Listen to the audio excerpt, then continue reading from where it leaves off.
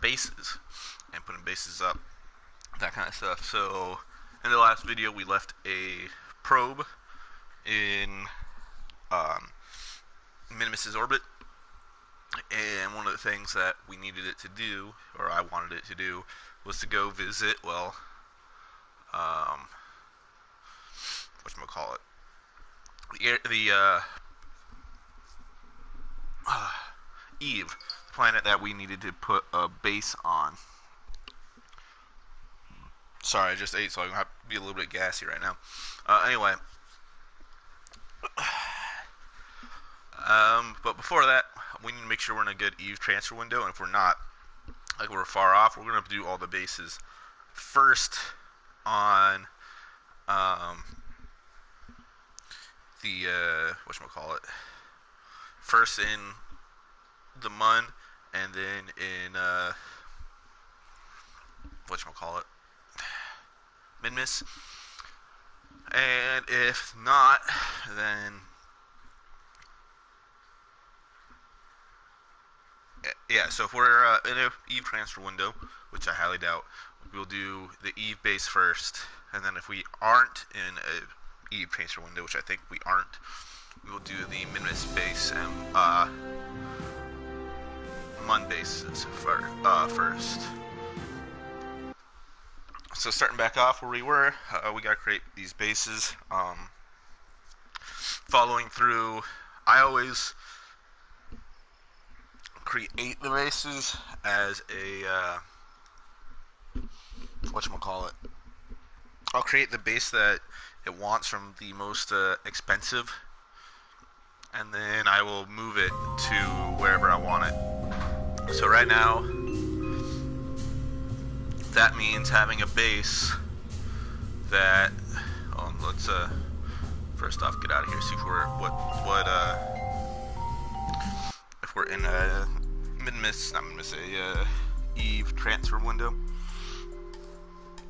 So who knows? I don't know if I know we're going to Eve. Well, alright. If the game doesn't crash, we're going to Eve this video. I don't know if we're doing it at the start or the beginning of the video. So what we're going to do is we're going to zoom out, look at our map screen, and no, we are not in the Eve transfer window. If we were in the Eve transfer window, the Kerbin would have been right there, and Eve would have been, let me pull up my transfer window photo.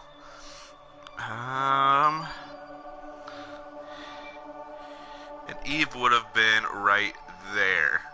So that is your Eve transfer window. If Eve's right there and Kerbin is right there. If Kerbin is right where it's at, and, well, Moho is right here, basically at a 45-degree angle behind, that is your Moho transfer window. We're actually coming up on both Eve and a Duna transfer window, so Duna is right there. About right there. That is your Duna transfer window.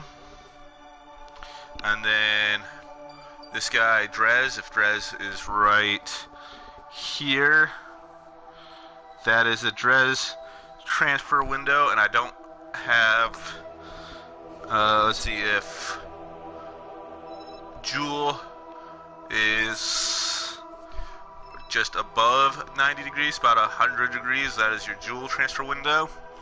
And I don't have,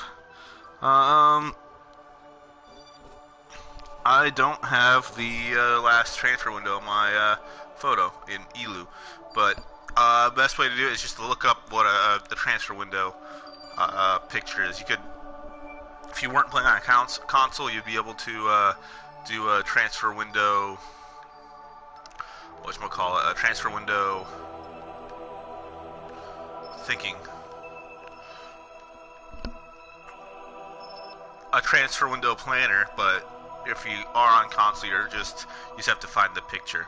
So anyway, we are not in a transfer window, so we're going to create the base without the fuel in order to land it on Minmus and Mun and all that other fun stuff, and put it in orbit of Kerbin. So, like I said, the one that goes in the orbit of Kerbin is, oh crap, I can't do that. So each one that I do, it has to be its own separate one. I can't do the Kerbin one and the Minmus one. So each one of these is going to be its own separate launches. So since the first one is actually going to be around Kerbin, let's build that. But I'm going to build it. Kerbin, Minmus, and Mun all have the same one. And the Solar and Eve will also have the same one. Actually, the Solar one can be its own. Because that's the one that requires... So Eve is the one that requires the 4,000 units. But it looks like I'll have to add that 4,000 units. So anyway, coming through, orbit around Kerbin, because if I build one for one of these two down here, it will be a Kerbin facility.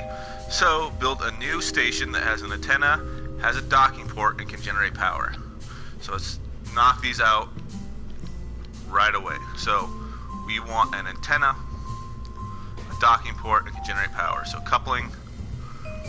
I don't like using the junior docking ports because they're too small. They don't really work that well. As a docking port, antenna, we will go to our communications, and we have, this is the big antenna, but this is the more streamlined one. So, and honestly, we're just doing we'll be right next to a relay network, so this antenna will be plenty big. Honestly, I could use this little antenna because it's all it really needs, and can generate power. So let's go ahead and put electrical. And the best way to build these is just to build them from following through the stuff. Put two of these on here. Let's clip them inside there so that they're more aerodynamic by moving them into the unit. Okay, has a facility supporting at least 5 Kerbals. So, you know, I'm going to use, not that, the Science Mobile Processing Lab. So this right here is all I need for the Kerbin station. However, I'm going to add a couple more docking ports around the Science Lab. That way I can expand it more than just straight out linear. This right here is a really simple, easy thing. Let's see, viewing copula on the outpost. I can do that. That way it's I just have to relaunch the same thing. And yeah, that'll be it. So pods again. This guy right here will go right there, and that is that. That is the viewing copula and all that other fun stuff. So I just watched a video yesterday. Actually got posted yesterday. Matt Lowndes revisiting his Life on Lathe series, where he says these blue ones, they decouple in both directions, while the yellow ones, they only decouple in the one. So honestly, I could use this yellow one right here, and it should be fine. Let me just strut these together. Structural. So basically what I'm going to do is I'm going to put a probe core on this. It just says a facility supporting these, not actually a, whatchamacallit, having any Kerbals on it. So I am just going to do this, and this is going to be the station. I'm going to put a probe core on the, whatchamacallit, the lower stage, so I can deorbit it instead of just demolishing it. Try to get it done that way. But I will do this. So this right here, let me add landing gears to this. So what I'm going to want to do, where do I want these landing gears? You know, we're not going to have to, we'll be looking directly at the ground with that viewing copula. Anyway, let's put landing gears on here. I don't care about the orientation that much. I know I probably should.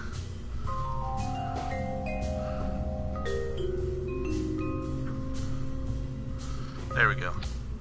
Landing gears that go down below. Start retracted. And that's that. So that way it will be able to land. Won't have to really make much changes. Basically what I'll do, let me do this right here. And rotate it, not that way. That way, so that it is basically directly against the walls. Now what I'm going to do is I'm going to launch this into orbit. I'll launch this right here and land it to the right of, or the left of the Kerbal Space Center. That way I'll have something I'll be able to, oh, I forgot to put generate power on here. So electrical can generate power, and I like these larger solar arrays. Just because, let's move that down so we'd be able to actually let's put them on the sides like that. No, that's too close to the docking ports.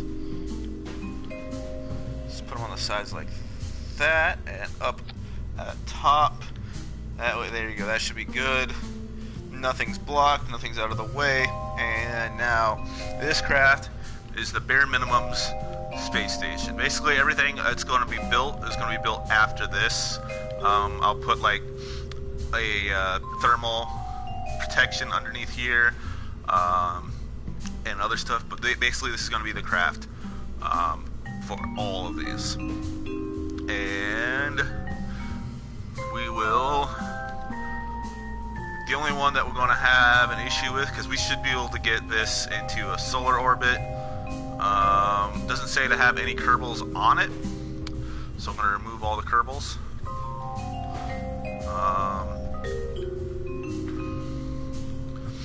And there's that. Let's see. We'll add fuel tanks. So I need to add a probe core to this. So what I'm going to do is coupling. Add another one of these docking ports like this. Add a structural.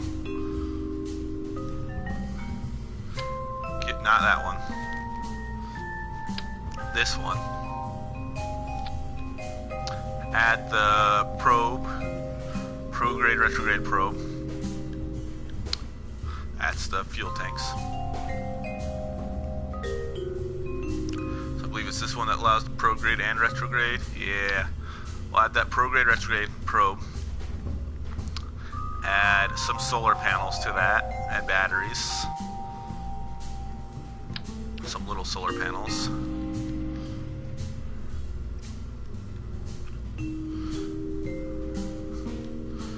Some batteries. It's too big of a battery. There we go. Some batteries, and then let's see. What do I want to add to this? What is it? Yeah, fuel tanks. We'll add this little, that's not the little one. This little RCS tank with the linear command and control thrusters. This way we'll be able to deorbit this probe as well. Like that. This will be its thrust. And yeah. I deorbited using RCS in an earlier video, but yeah, that'll be basically that. Now what I'm going to do is take this actions. Custom 1 is going to be to just, you know, extend toggle solar panels. Custom 2 will be to toggle the antenna. That way we can get the antennas open and all of that fun stuff. Let me add an antenna up here as well, just a little one.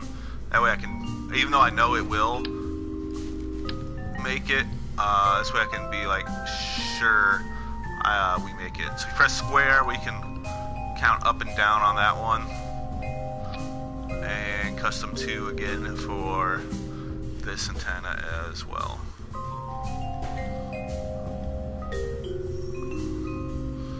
Alright. This right here is basically the, this will be the probe we send up when we don't require anyone on there. I'm going to have people on the Eve outpost so I can get a crap ton of science. But with that, I am going to have along here, along these things, are going to be my satellite relays, which I'm going to make per the craft. And that way when we get to Eve's orbit, before we deorbit, we'll be able to set up a satellite relay around Eve. I thought about making a relay for Eve's moon, which I don't know what it is, but I decided against that. When I decide to land on Eve, that's when I will land on Eve. Yeah. So this is going to be that. I'm going to add a payload. This fairing right here. Go out like that, and then up, bring it in and close that. And this is going to be my basic fairing. It should, in theory, work and be fine.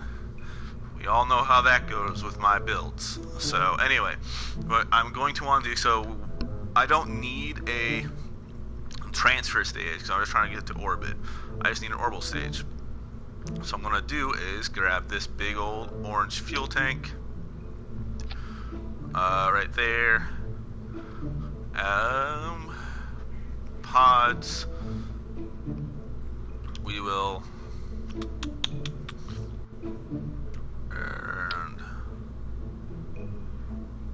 add,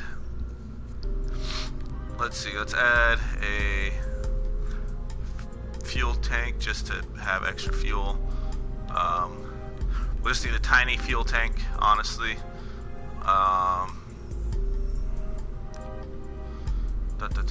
Where are you? Tiny fuel tank. We just need one of these, this guy right here. This tiny little fuel tank is all we're going to need. And we're going to place it in pairs like that. In pairs like that. Add our structural pieces that go like that. Add our, let's move this down a little bit. Add our command and control pods.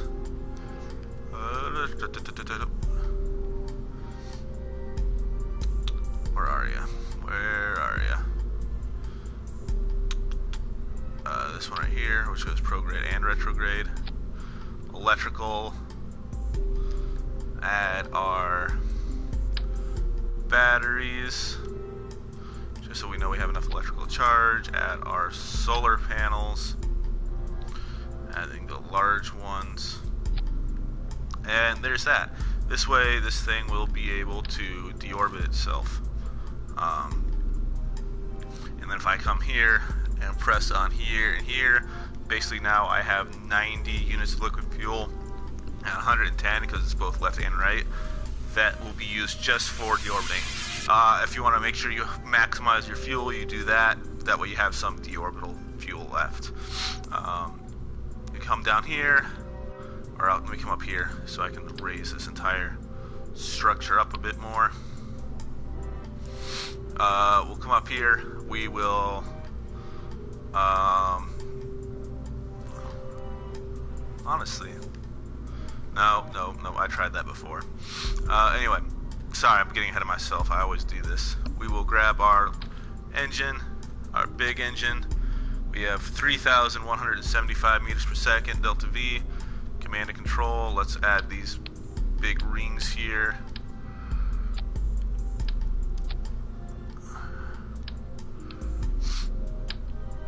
Just because I want to have a lot of controllability on these things. And these little ones on the sides. So now what I can do is, you know, I don't think I need that fuel tank.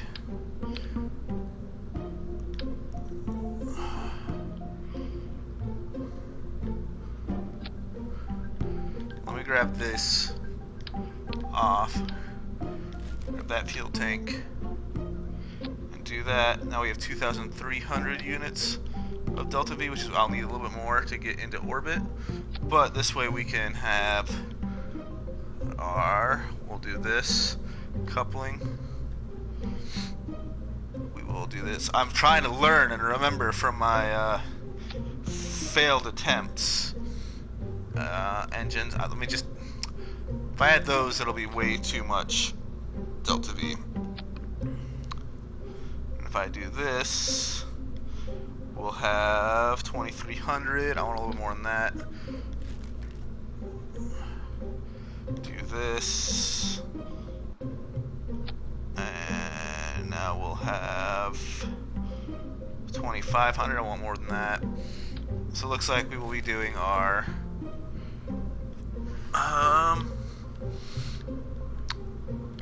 engines. Let's do this, and this will be more than enough Delta V to get into orbit. So I over-engineer this because I am not the most efficient flyer. But now we have 3,900, and then if I add in fuel tanks, a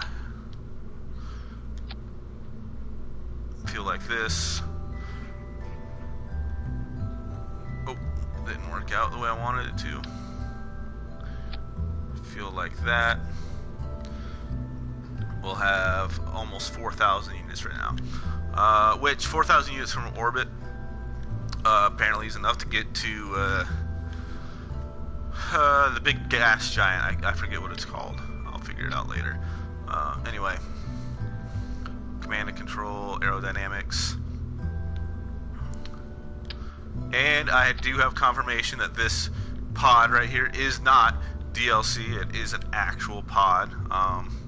Because Matt Lown used it in his video before he had any of the DLC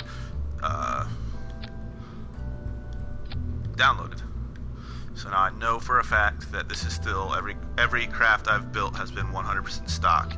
So that's actually pretty good on my books right now. And here we are with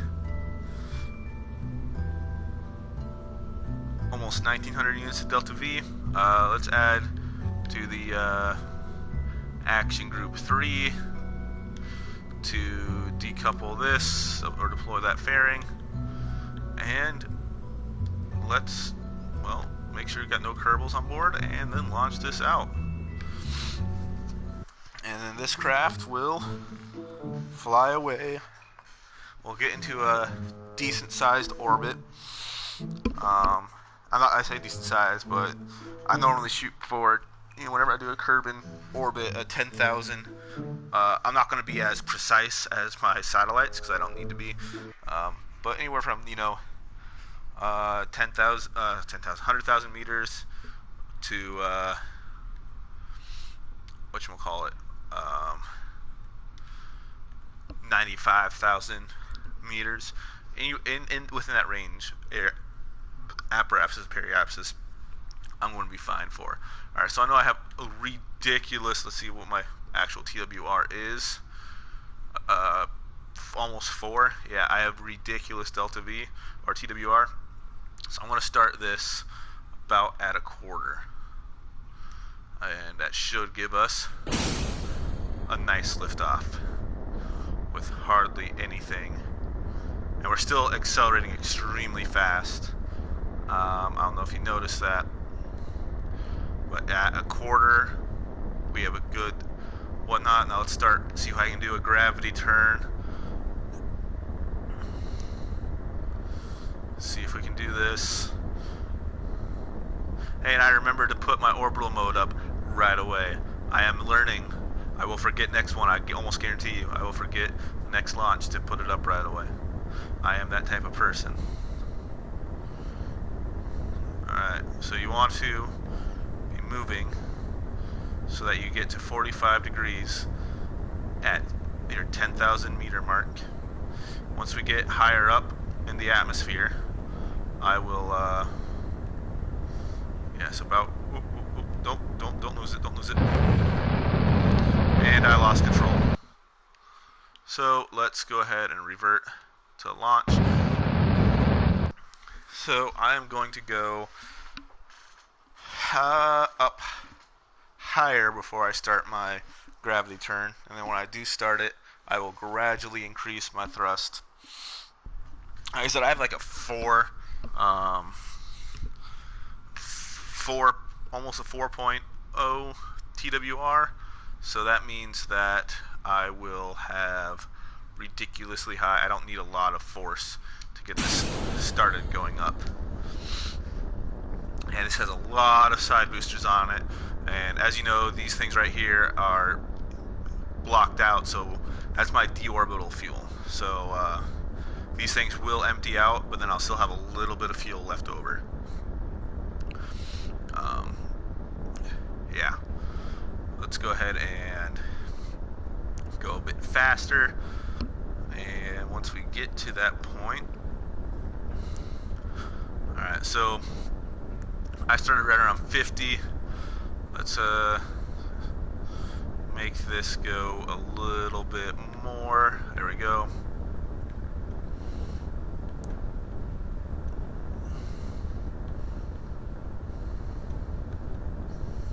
Starting to lose control of it. Let's give it a little more thrust now that we're higher up in the atmosphere. Starting to lose control. And give it a little bit more thrust. Slowly increasing the amount of thrust we have for this, and we are really... Okay, that's better, that's better, that's better. Now we have all that gimbal power, and our outer stages are about to deploy. Now we just have our inner stage, and there we go. Let's go ahead and start going down a bit more. Now we're heading up. Yes, this is a... Oh, don't lose control, don't lose control, don't lose control, don't lose control, and I lost control. So we have a apparatus of 50 kilometers. So I should be able to, once I get back over to the 270 mark, or the 90 mark, right there. There we go. Increase. We saved it. We saved the craft. Alright.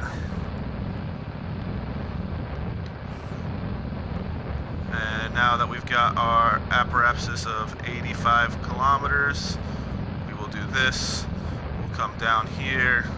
We'll aim it down that way to try to increase our horizontal speed.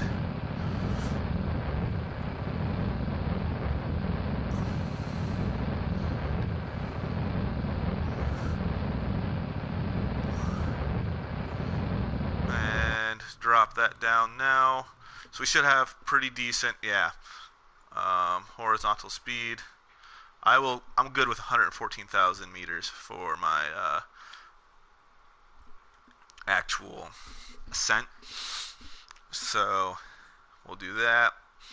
Once we get to our 70 kilometer mark, we'll deploy the fairings, we'll deploy the solar panels, we'll deploy the we'll deploy everything. So everything will be ready. We'll get to orbit, we'll deorbit, we'll swap to this thing, we'll get to orbit, we'll have everything deployed, which we're actually about to do, and right now. So what was it, 3, yeah, and then 1, and then 2, and there are all my antennas and everything deployed out, ready to go. This craft will make it into its orbit. My orbital station, which, by the way, I don't know if you've noticed it, right here around Kerbin. Once we put our station in orbit, I don't have any RCS thrusters on this. I just realized that. So docking to this is going to be fun, but I'm going to use the Lounge lazy method. So what's going to happen is, if I do dock to this, I'll send 2 pilots up. One of them to stay in whatever ship I'm docking with, one to go into here. I'll control from whatever docking port I want to go to and have that hold towards target. And I'll do the same thing with the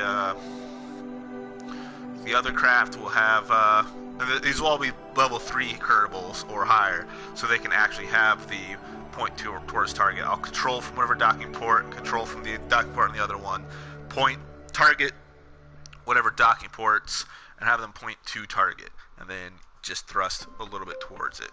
And that will, I always find that less than 1 meters per second is perfect. If you do any faster than that, they'd like to try to rotate with each other. But here we are. Now this probe core with the extra fuel will have a lot of Delta V's. Now basically the only thing it's going to be pushing is this right here and these probe cores. So I don't know how much it's going to have left over when I get this craft into orbit, this space station into orbit. But we'll see. I do plan on adding more solar arrays to this space station, as well as fuel and other stuff like that. Eventually, once I get the senior docking port, I will deorbit this space station, put the senior docking port over here, move the viewing copula up here for that, and then yeah, that will make it 1, 2, 3 Kerbals capable instead of the 6. So it'll make the size smaller, but I won't have to worry about a few stuff. And I'll put a Kerbal on that craft when I get there. But I need more Kerbals to put on crafts, so I'm going to need to rescue more Kerbals,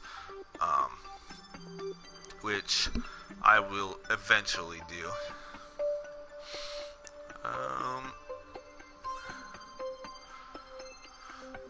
But yeah, so we're about to come up for our orbital burn. It's good that 30 minutes in the video we have a successful, a successful launch. And there we go, we're at our apparatus. Alright, we're at 150, 113. It's good enough for me. We will decouple. Well, first off, we'll rename this entire vessel the space station. Rename vessel. Move it to become a station.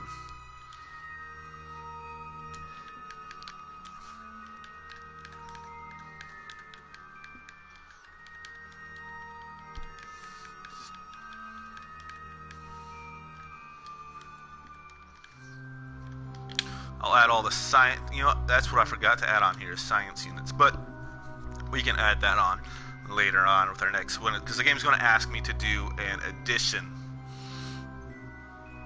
to this, so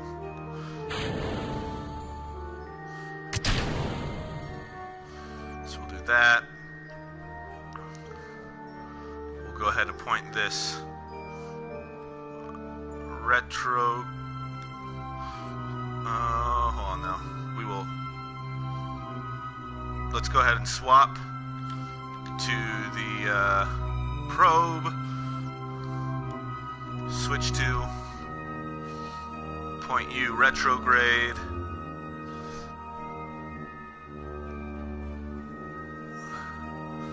And now we have another 600 units. And now the probe is on a collision course. I didn't even need to use any fuel inside of here. So it had more than enough fuel. So now we'll swap to the station.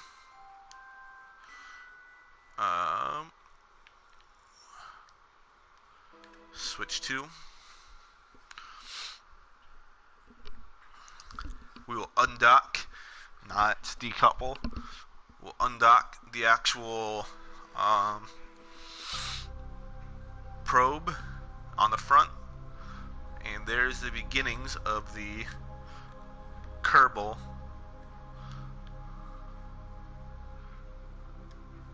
now it says decouple. So this guy right here is going to be sitting in this orientation until we get a Kerbal on here. We'll swap to that probe.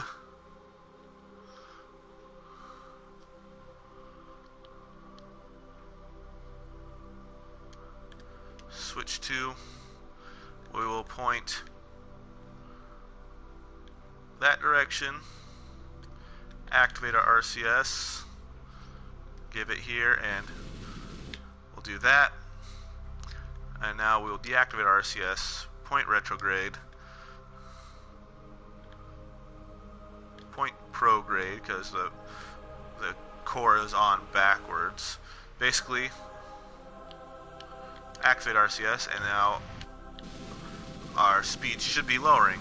And now we have enough and just RCS thrusters to deorbit this craft.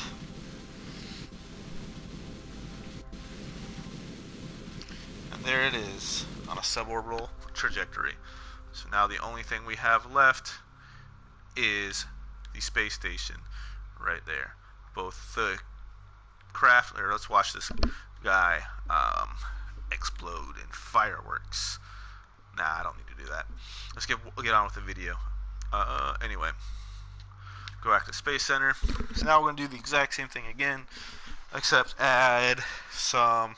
We're going to take the fairing off, because that's the only one that we could be able to use the fairing for, because everything else is going to have a transfer stage and a lander stage and that kind of stuff. So we will open this craft. I'm going to rename. I'm going to save it as whatever base I want.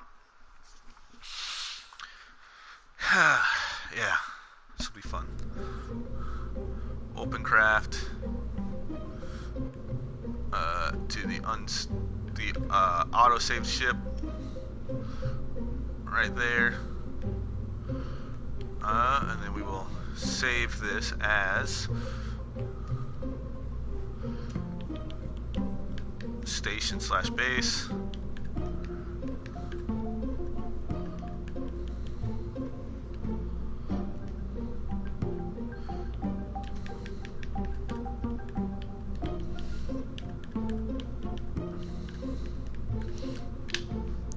And then we'll click Save Craft. This will make it so the craft's actually saved. And yeah, now what I'm going to do is completely get rid of all that stuff beneath it for now. And the reason for this, and everything above it, the reason for this is I am going to move this, create this base, put some utility on here. I'm going to move this base so that it will actually be able to land somewhere. So I will add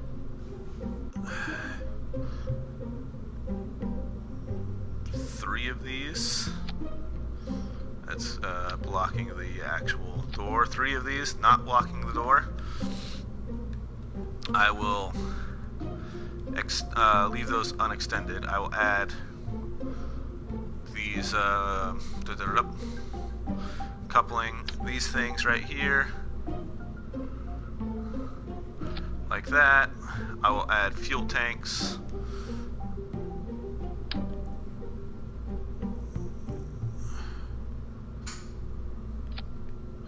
Like that.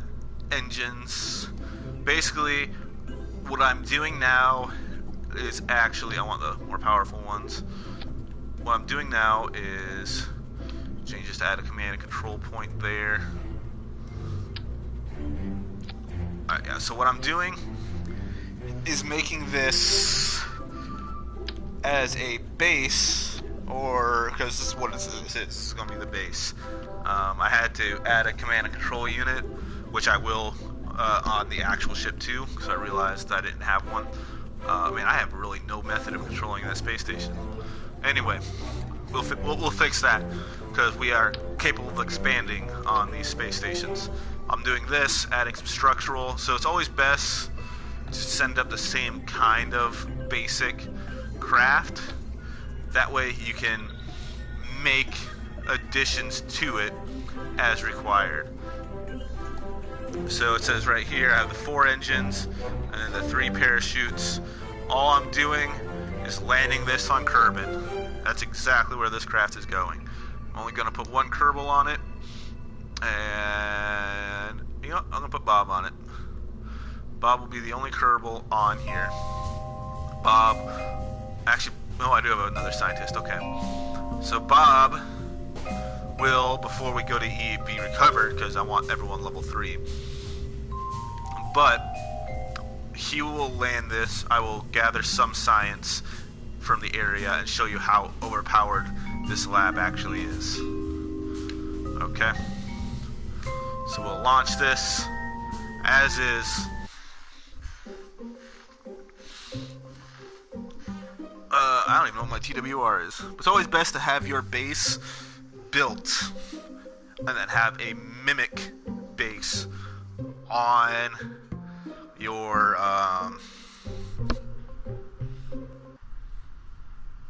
whatchamacallit, on Kerbin, for the simple reason of, see, now I realized where I messed up on this. Okay, so what I'm going to have to do is fix that for the base. Now the space station's already kind of going to be screwed up, but I forgot to add lights. I forgot lights on my space station. So we'll add SAS. Scientist is not capable of controlling this. I do need to put a pilot on here. So let's revert flight. We needed to do it anyway to add lights on. So when we do load it, we're going to add lights. So I always forget our lights. And basically what I want to do is this. Electrical... No, utility. Lights. Big old lights. What I'm going to do is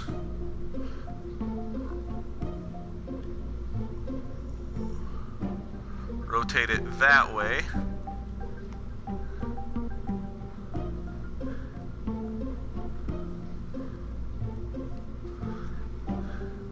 Set it up in 4. Do the same thing, except right here.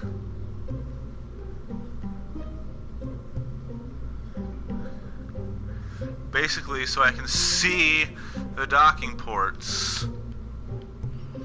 That's what I want to do. I want to be able to see these that's something I always have issues with, is actually seeing these docking ports, because I'm always an idiot that forgets to add lights to his docking ports.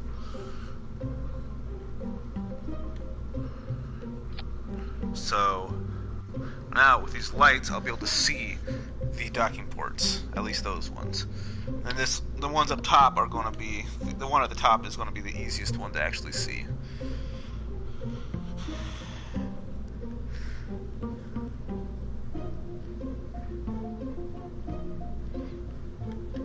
And now I can see the docking ports. The lights are pointed directly at the docking ports. So now all I have to do for the upper one is to come up here, do that. Do that. Is my hatch obstructed? Command modules facing the wrong way. Nope. Empty crew cabins, missing ladder. Hatch is obstructed. So now I just need to do that. And how is the hatch obstructed? What's making the hatch obstructed?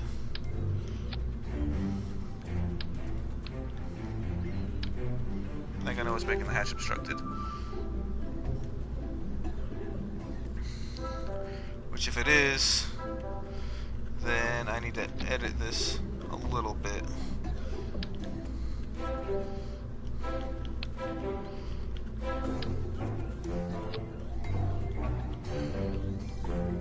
Alright. No. Electrical.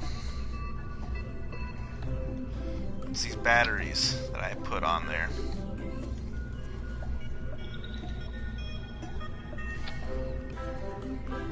That made the hatch obstructed.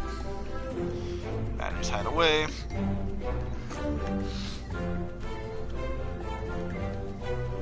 Coupling.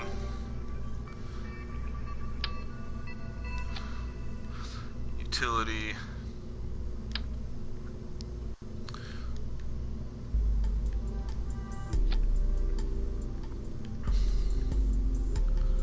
It's the parachutes that were causing it to be obstructed?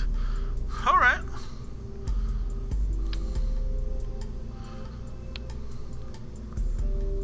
Oh, that's the hatch that's obstructed right now. I think.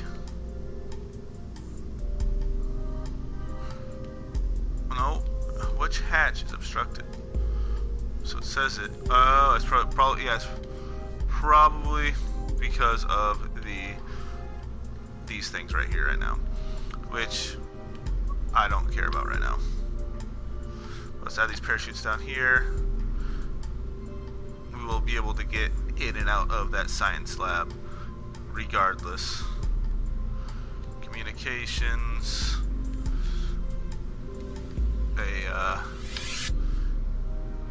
This guy right here, we'll set it into that way. And let's see.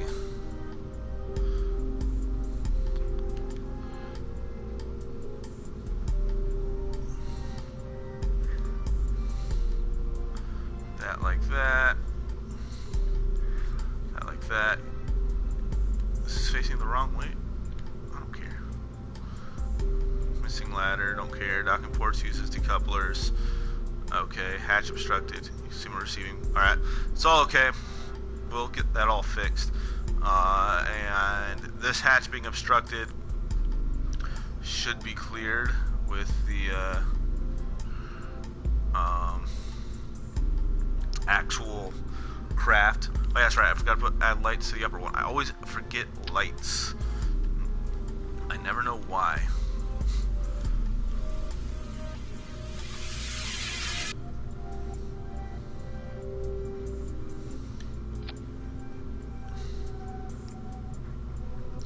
Now that hatch is definitely obstructed right there.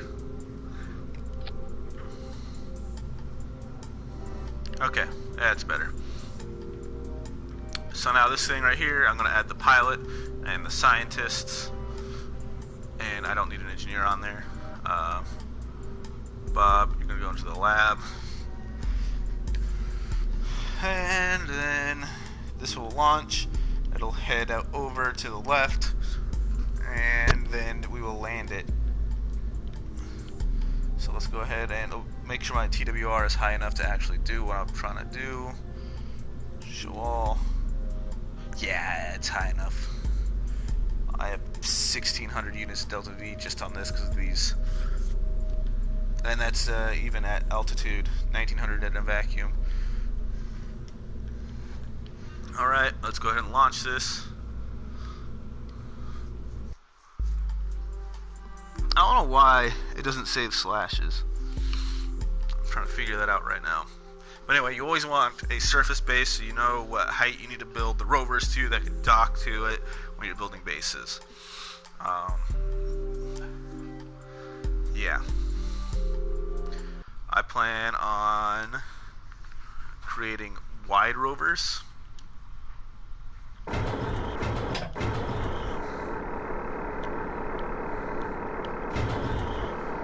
Wide rovers, so I don't have to worry about a lot of stuff. 2 point something, I should be able to go from right there. Actually, I don't even want to go all that too terribly high. I just want to go, nope, not 270, not 270, not 270. Nope, I'll go north. I want to go north, like right there, that direction.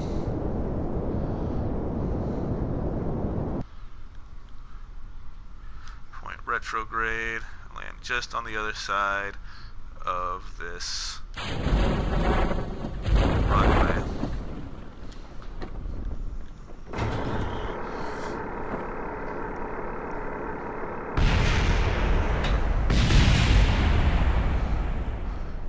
Alright, that works. Sort of. does not revert to launch. I'm going to need to be much higher in order to land this.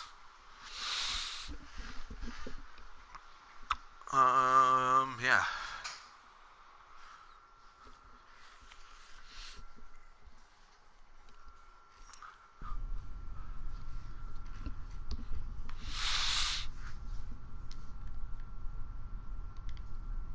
Alright, so I need to go north.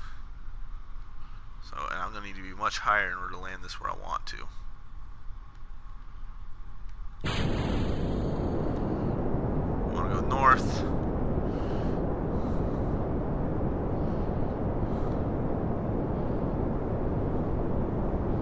I come up this way.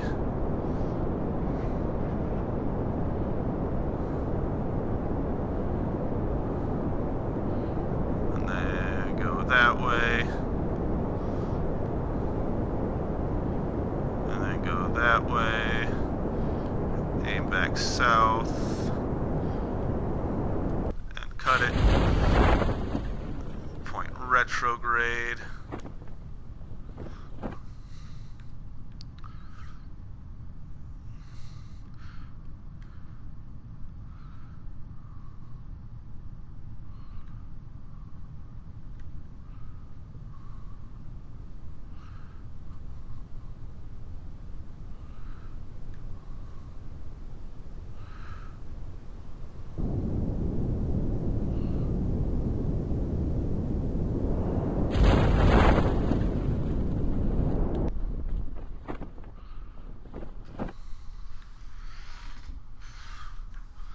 turn my lights on.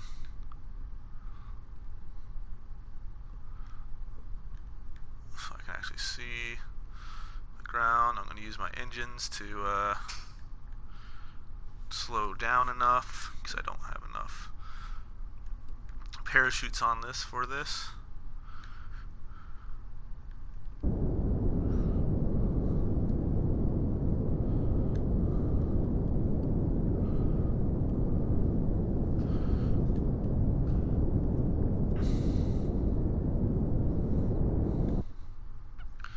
That.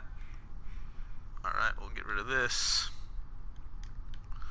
We will put our landing gear out.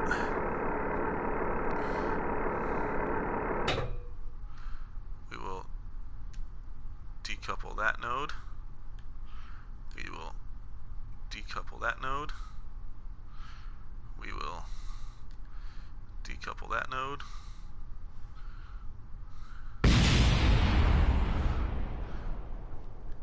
And then we will decouple this node.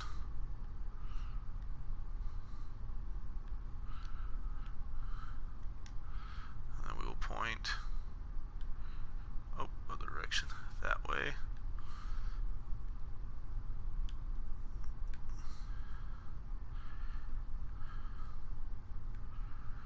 We will go left and up to do that. And voila. Now we have our actual base. We can recover the debris. So we have more than enough delta V to do this. We will extend our solar panels. Should push these engines out of the way.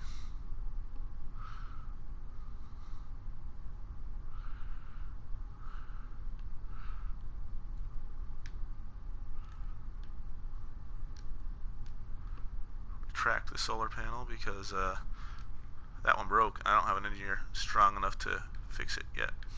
Turn the lights off.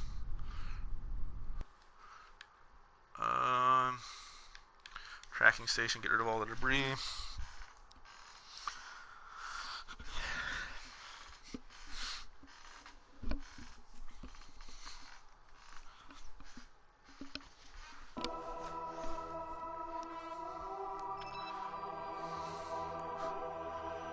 And we will go only show the debris.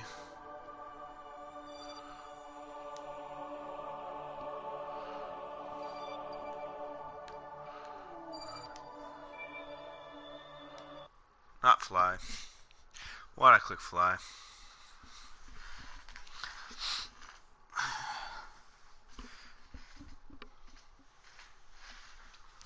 Don't know why I clicked fly, but I did.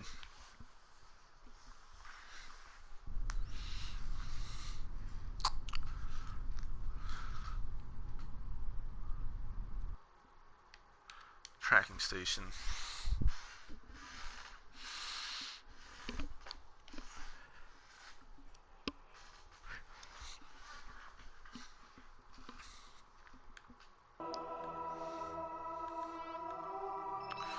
Recover.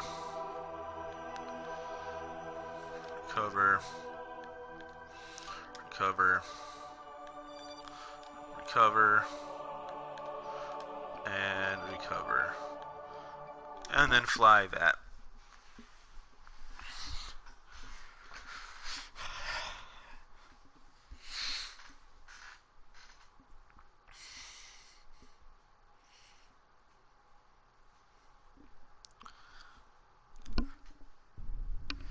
So now we have this amazing little craft.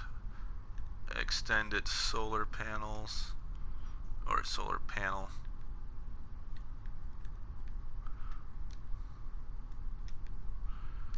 Extended its antennas.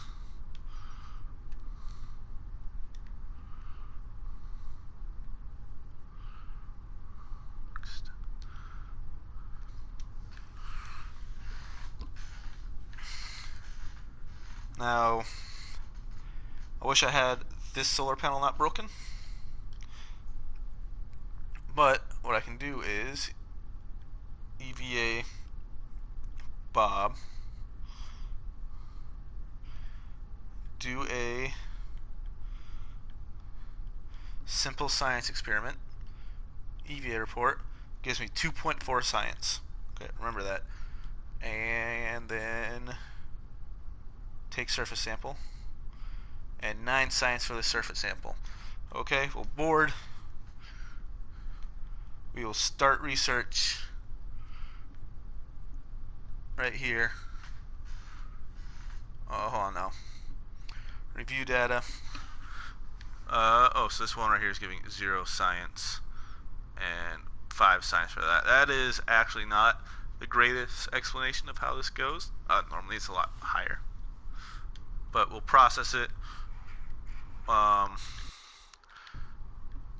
You'll see it better when it's on Minmus. So let's go ahead and EVA you, because I don't need you guys in here anymore. Grab. Oop. Let go. Oh man, you fell a decent height. And I'll recover you. That way I get my crew back. Yeah, you'll see when we actually have these landers on Minmus or Mun, how well it actually works.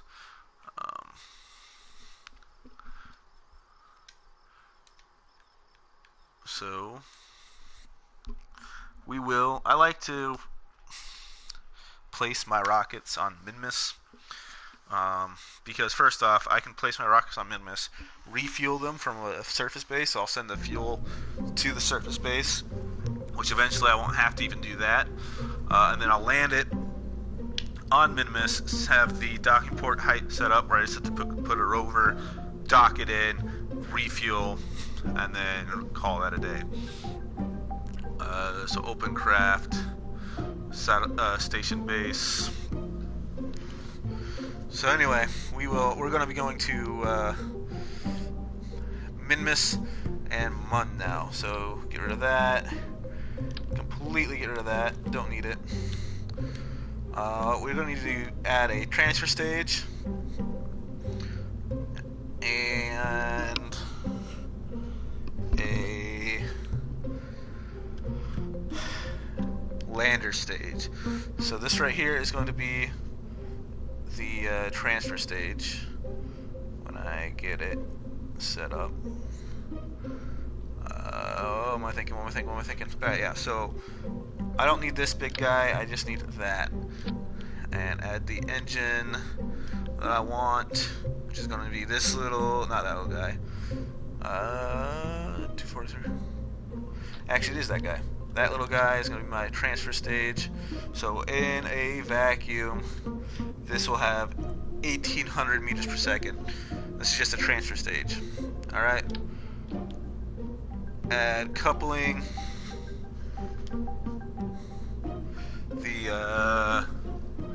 That one. Add this. So now I have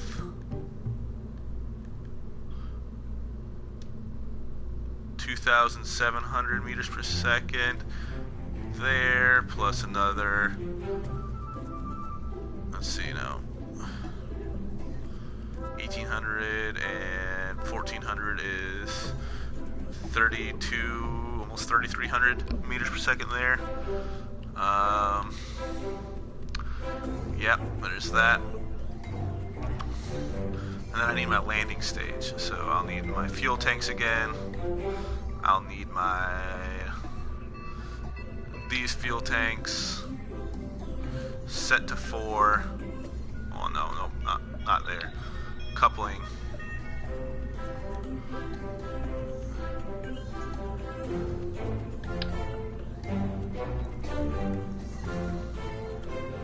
Set to 4. 4 of these. Set up high. And move them up even higher.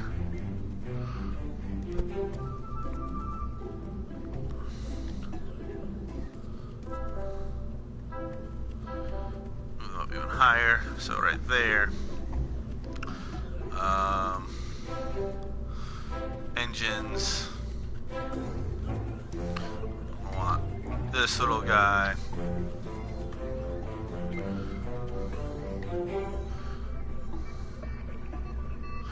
Yep, and check how much delta V they have in a vacuum. Almost 3,000. So landing stage will have more than enough. And even if I have to use the transfer stage to get to orbit, I should have enough to land these craft with these stages. Alright. And then aerodynamics. Add the nose cones. Structural. Add my little pieces. So again, this thing right here will be able to get to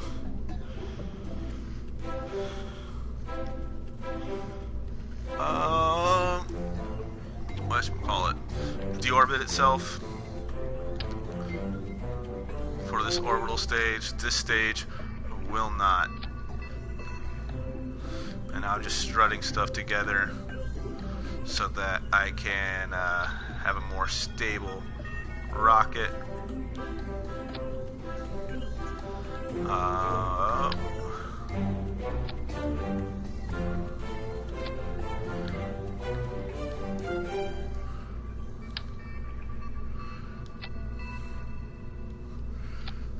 So now, like I said, I'm going to launch all these without any crew on board, land them, and then once they're landed is when I am going to actually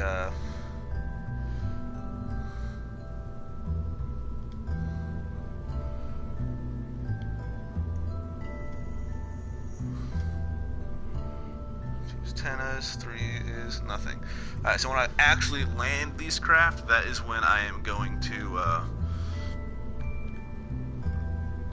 send crew to them once I have enough crew to actually man the craft. Let's see now. Electrical. These 1x6s will go on here.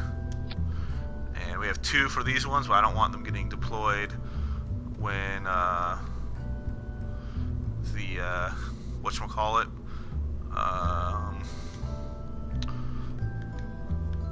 when these are still connected, because I don't want them to get destroyed. But yeah, so I have enough solar panels to make sure this stuff stays. Should make it in a vacuum. It says I got 5,000, but I've got 24,800 in this lower stage, which would get us to our, or almost to our orbital stuff, and then our landing stage should do everything else. And with these, we should be able to land. Should is the optimal. Honestly, I'm thinking about adding a third, setting these to 3 instead of 2, but we'll figure that out. If it doesn't work, we'll go to sets of 3 instead of sets of 2.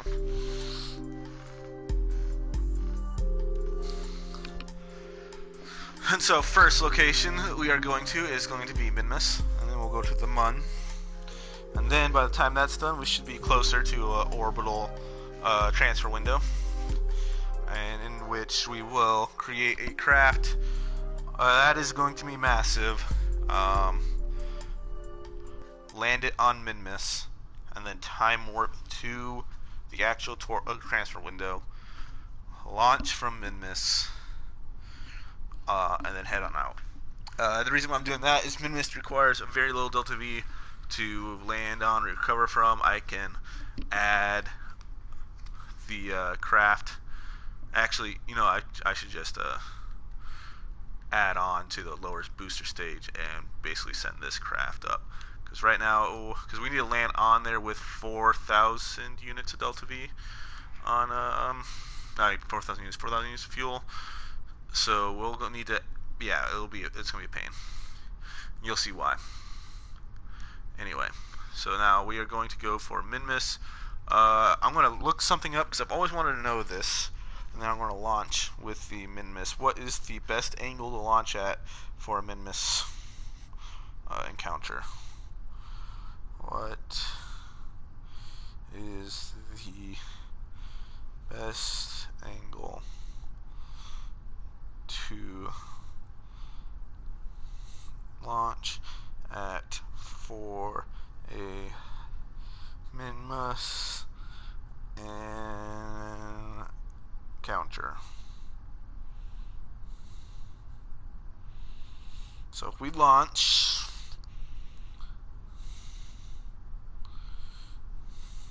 and my phone died. Of course. Alright, never mind. Never mind.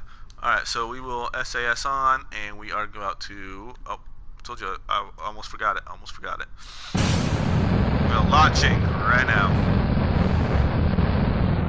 We have ridiculously high delta TWR. So, yeah. See our base in the distance with our, I believe, scientist is still on there. We will see.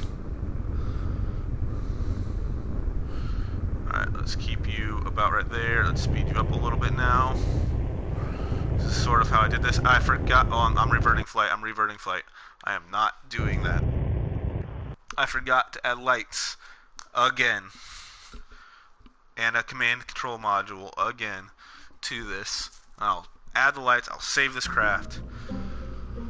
Oh, man. Look at these things. No lights on them. Oh, I have ladders too, so I can actually add ladders to this thing if I want to, which I will.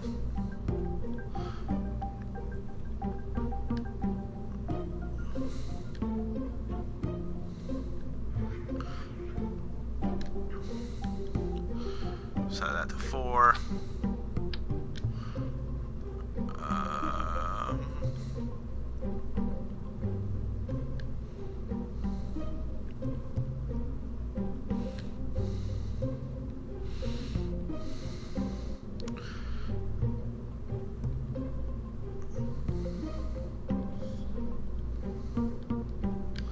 Set that to 4.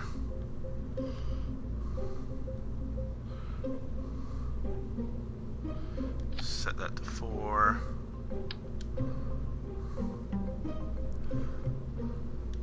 Set that to 4. And then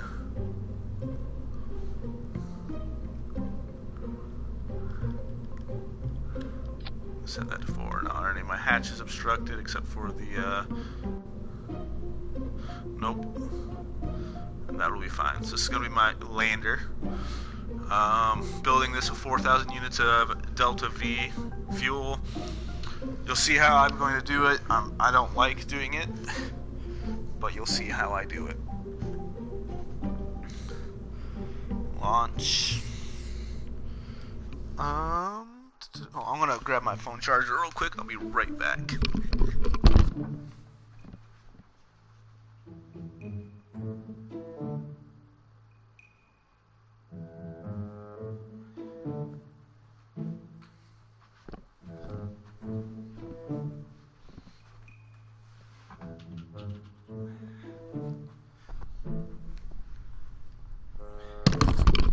And I'm back with my phone charger. Still waiting on this thing to launch out, and we will do this again, except we'll do it better. Again, we're going to come down because we have a ridiculously high TWR. I don't have a command module on this upper stage, but I have those 4, not command module, a controlling point, but I have those 4, and this will be fine, because, yeah. Let's go ahead and launch. Little bit more thrust right there so I can get up, and we are well on our way. Again, this is going to be the Mun base, I think is what I said it was going to be. I forgot to do something else as well, which I will fix for the Minmus one. Actually, I'm gonna make this the Minmus one, because the Minmus one, it'll be easier to do what I need to do with it. So I'm going to go a slight curve over now. Just a slight. This has a lot of control, whatnot. Yeah. But I forgot, basically what I want to do is add to an action group to decouple and whatnot, all the docking ports at the same time. So that once I get on the ground, I don't have that issue where I'm pressing square on one at a time. Now we got there. Let's add a little bit more force to this. And once we get to about 10,000 meters, oh look at that! I forgot to do this maneuver mode.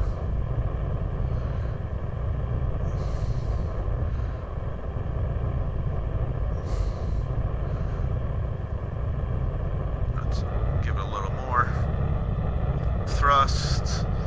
We're at 10,000 meters. So this gravity turn is not anywhere near the most efficient, but it is more efficient than the ones we had before. Oh, and that's what else I wanted to add on. I want to make sure those things separate right. So let's add all the thrust for this lower stage. Get to our 45-degree angle. Got there by 20,000 meters. So, you know, not as efficient as an actual getting there by 10,000 meters gravity turn, but it is more efficient than going straight up and then just going straight over. So I'm still heading down towards the horizon because that's where I want to make it to grab more horizontal speed. So I'm still going up in vertical speed. I want to get as much horizontal speed as I can get while still increasing in vertical speed. In order to make my actual circularization burn with the lower stage less, or with the transfer stage less. So now we're in the 70,000 area, so we know we will make it to space, because we're still increasing and we still have fuel here. I will get to the horizon marker, leave it there, and that is where we are going to be keeping this to grab more horizontal speed. Get our actual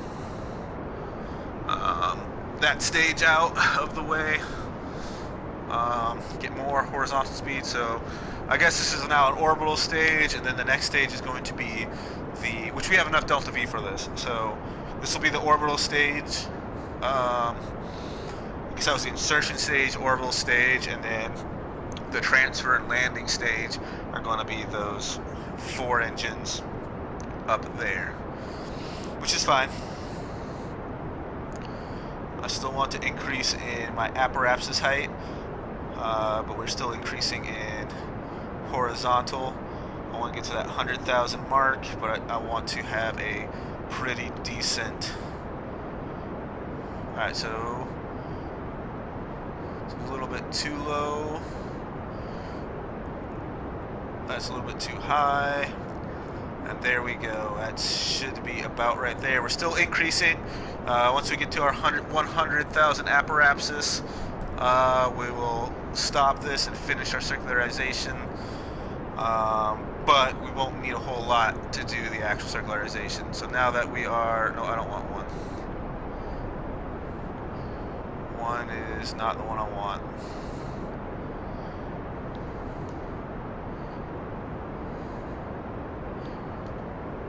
I want 3 and 2.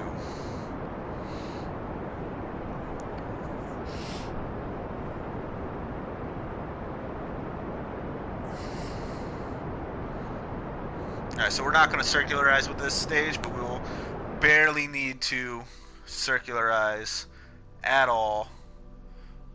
Barely need any delta V to finish the circularization with this upper stage. So let's separate like that. And there's our 100,000 mark. And we are well on our way to a Minmus landing for this base. Again, there's no Kerbals on here right now, so I'm going to be using just prograde, retrograde. The only station that I launch out that's going to have Kerbals on it is my Eve lander. Which, by the way, will not have any. We'll have 1 Kerbal on it when the Eve lander actually heads out, because I want that Eve lander to whatchamacallit, thinking. I want the Eve lander to have a scientist on it, and I'm going to add science units and all the other stuff to it. So.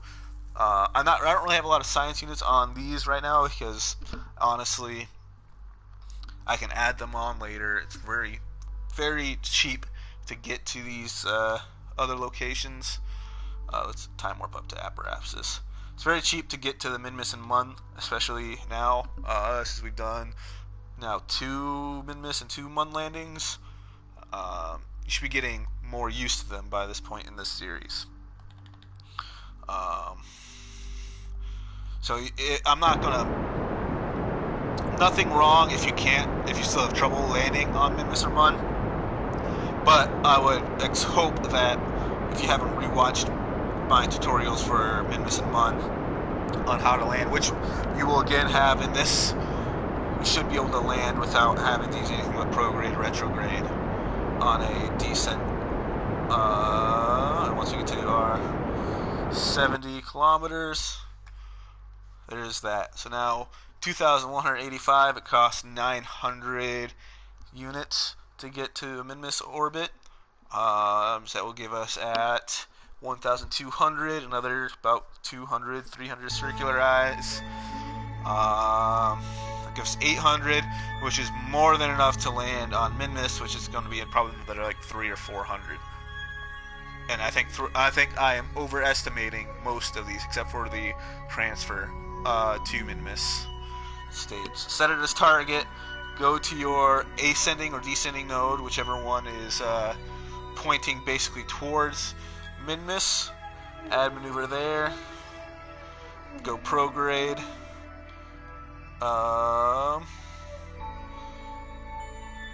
Had a little Mun counter there. And then move it a little bit closer, further away, and there's your Minmus encounter. And we are a minute and 40 burn time. Let's see if we can get that down a little bit more. So go retrograde to Oh, nope, 1 minute and 40 is about the same, so we will want to start burning roughly 50 seconds into our maneuver point. So what we can do is enter time warp mode, time warp up a little bit, warp to next maneuver, and then exit time warp mode, keep it pointing prograde, and then once that hits 50, we'll hit start, and then I want this on like a equatorial orbit of Minmus, so that's another reason why I want a higher apoapsis. So if I do the inclination change up at apoapsis, then I should be able to get to a Minmus orbit. Focus view on Minmus, so you can see and better tune your periapsis. And we're just burning now. We're keeping it held in prograde. We're burning, and we will get there. At 900 meters per second should leave us with. It takes a while. It takes 800 meters per second, 860 to get right here, and then 900, and then from 860 to 940, so about 100 meters per second more to get to there. Or we're going to right about there. So escaping from or speeding up while you're here is going to be the hardest part, slowest part. Might not look like you're actually doing anything, but once you start getting your speed up, it'll eventually, it exponentially increases your height with that. And yeah, that's what we're doing right now. We're increasing our height so we can go to Minmus and land on Minmus. This will be our third Minmus landing. Like I said, we're launching all these craft, which this craft is a Minmus capable, right? Yep, it is Minmus capable. Once we get almost to the orbital line, we'll stop. We will zoom in. We will slowly increase until we get our height we want. And go retrograde right there. So what we're going to want is we'll come over here. We'll lower these guys' thrust limiters down really far. 1.73. So right around 1. This thing has enough. If I'm a little bit over. So right there should be fine. I'm going to shut down these engines right here for now. So you always want to run in pairs, otherwise the engines will not make it. Burn retrograde a little bit and then we want basically periapsis right underneath Minmus, like that. Alright, that's where we want our orbital line, is directly underneath. So now what we're going to do is reactivate these engines. Put our thrust limiters back up to 100. And I believe I need to go normal and burn normal at apoapsis to get this up. So what I'm going to do is come here, go to my apoapsis, add maneuver there, yes, the 12-day one. Zoom back in, swap to normal, and go normal. Yep, normal is the one I wanted. And that will get me almost equatorial right there.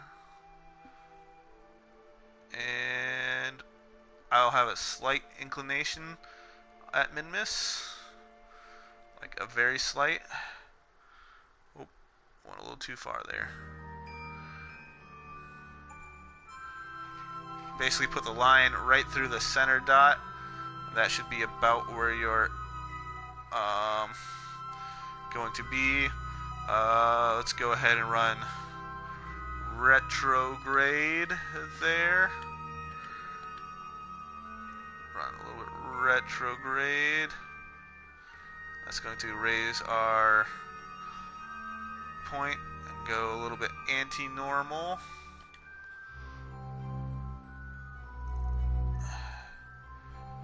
And yeah, oh, a little bit too much.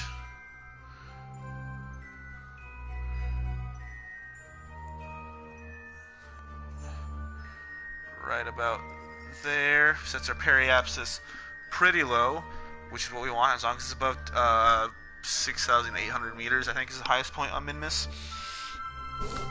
Don't quote me on that. You can actually just look that up. But I like around 10,000 meters.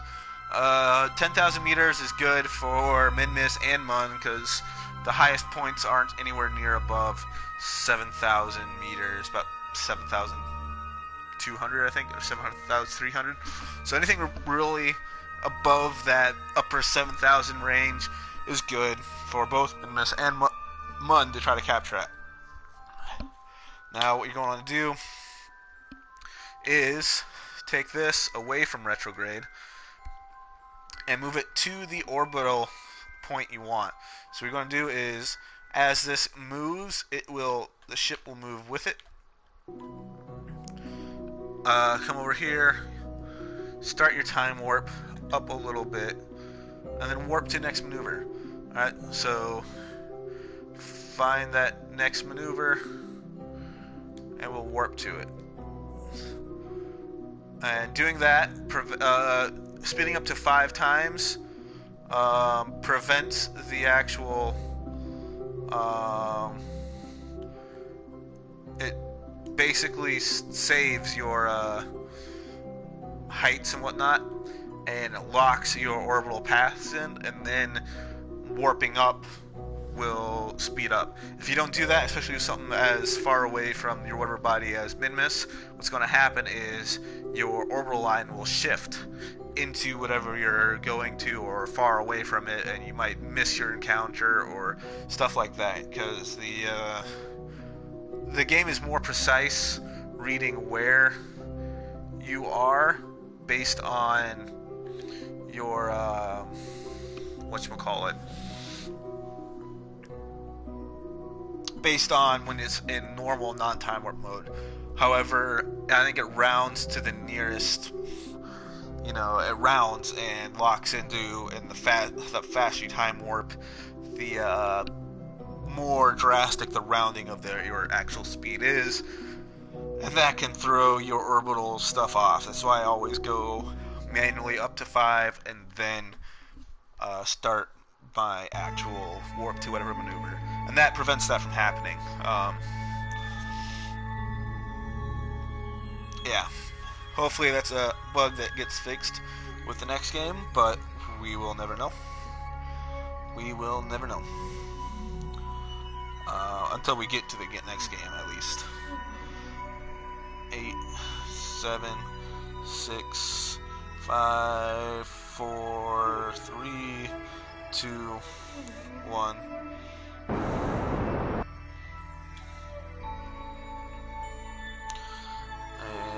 then we are going to try to keep in that thing there until it gets to 0.0. So 0.0. Swap your focus view to Minmus again. Make sure you're about where you want to be. Burn prograde or retrograde or normal, anti-normal. Based on, and we're in a pretty much equatorial orbit. And 18,000 meters. Yeah, that'll be fine. Again, enter time warp mode by pressing triangle to get that right side. L1 up once, and then I'm going to warp to right here.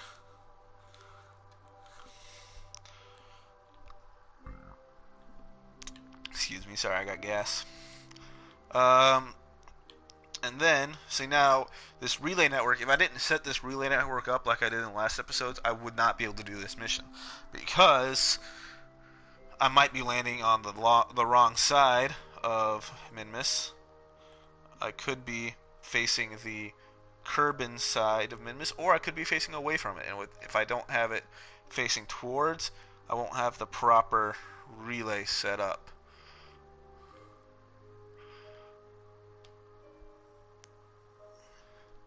So once I get, oh, I'm at my periapsis, I am going to burn retrograde to capture at the planet, or at the celestial body, the asteroid, honestly, is what it is. It's way too small and light to be an actual moon. Periapsis and apoapsis height is pretty decent. And you know what? I'm going to land this base right there. It's actually right on. So way you can figure out if you are...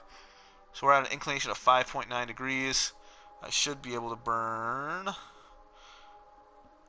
anti-normal in order to get that down. Oh, that's why it's being a pain. Still had it set to retrograde. Later on, you'll be able to swap it just normal, anti-normal when you have the better probe core. Oh, no, I want normal. I don't want anti-normal.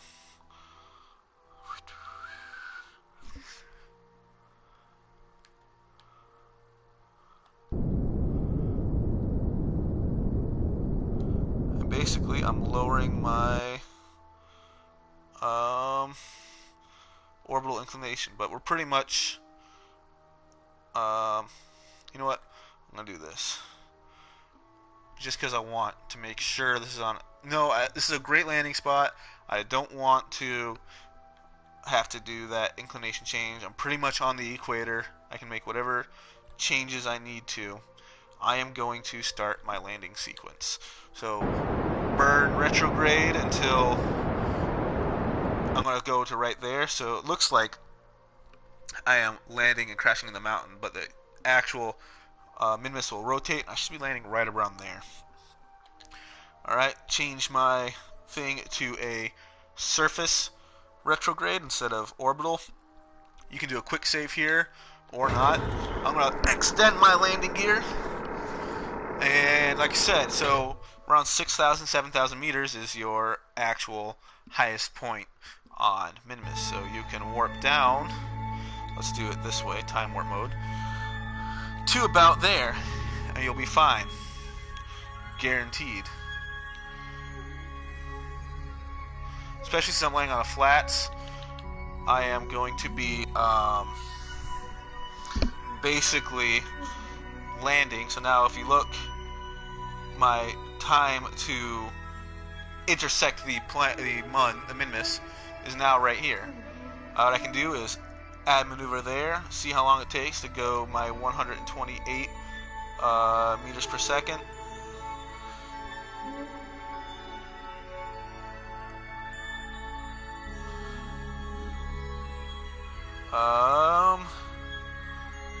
Roughly 10 seconds in order to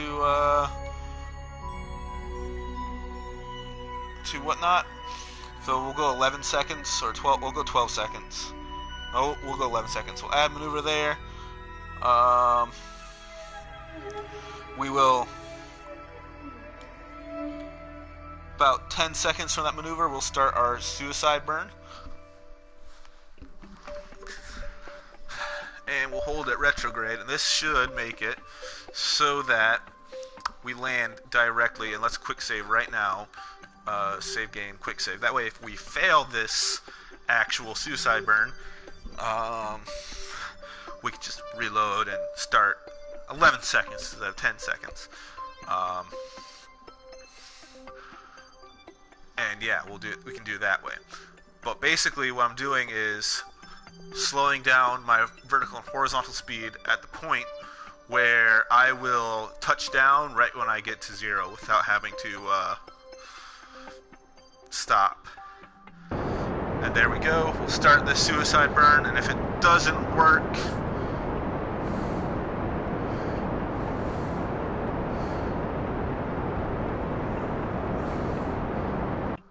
know what? I should have done it, you know, smarter.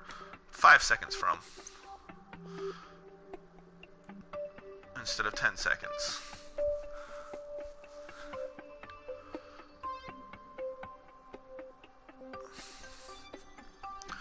Well, that did not work. My thought process was wrong. It happens. Getting me to admit that without proof is near impossible, but you have proof in the form of a video that I was wrong.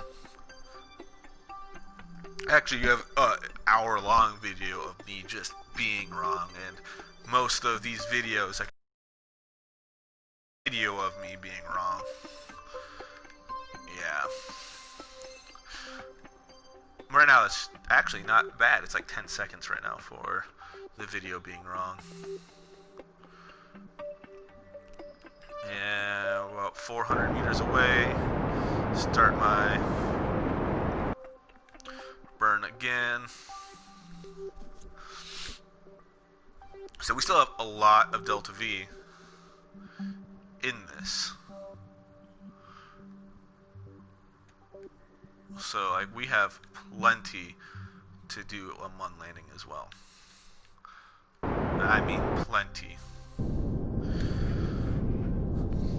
So now what I want to do is I don't want to be coming down and land at 7.7 meters per second because I'll bounce. I will really, the craft will bounce. So what I want to do is right before we land, give it a giggle like that, and voila. We're still going to bounce a little bit, but not so much that it really matters. We can turn our SAS off, because now our landing gear will be landing gear, and keep this somewhat stable. And then I can go ahead and retract those solar panels. Oh, wait, no, I have them set to extend only.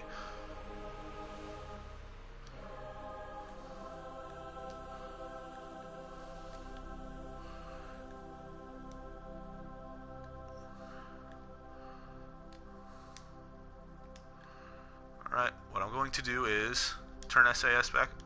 No, turn it off. Keep it off. What I'm going to do is take this, decouple this node right here. Decouple. So what this is going to do is cause the craft, the fuel tank, to fall that way. I will then decouple this node, causing craft to fall that way. I will then decouple this node, causing the craft to fall that way. And then I will decouple this node, causing the craft to fall that way. And I will reapply my SAS. So if I didn't reapply my SAS, basically these things would continue SAS spinning. These things wouldn't fall over like you saw on Kerbin. And they wouldn't fall over ever until the batteries ran out because of these solar panels as well. So now what I can do is action group 1, extend my 2 solar panels out. Now I have a lot of electric charge, but I can turn my SAS off now. So now this is my base. I can turn my lights on. What I am going to do is turn my RCS on, take this out,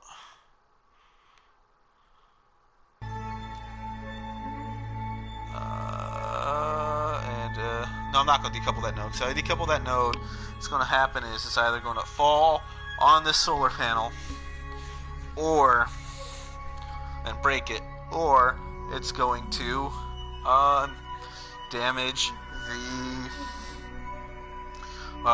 redock itself. So what I can do though is turn my RCS back off, turn on my lights. So now Even in the nighttime, you'll be able to see this craft.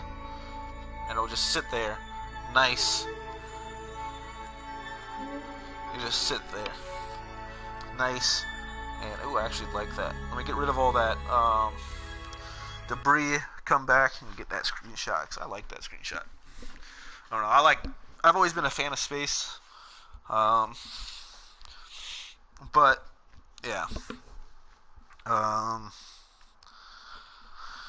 So now we know we can get a solar base. Let's terminate. Terminate. Terminate. Terminate. So now we have our space station.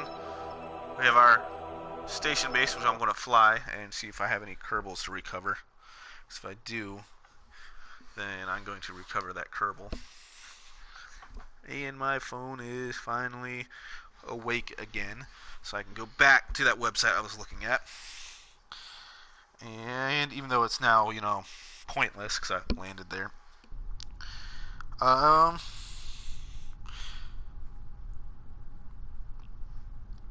20 to 40 degrees in the map.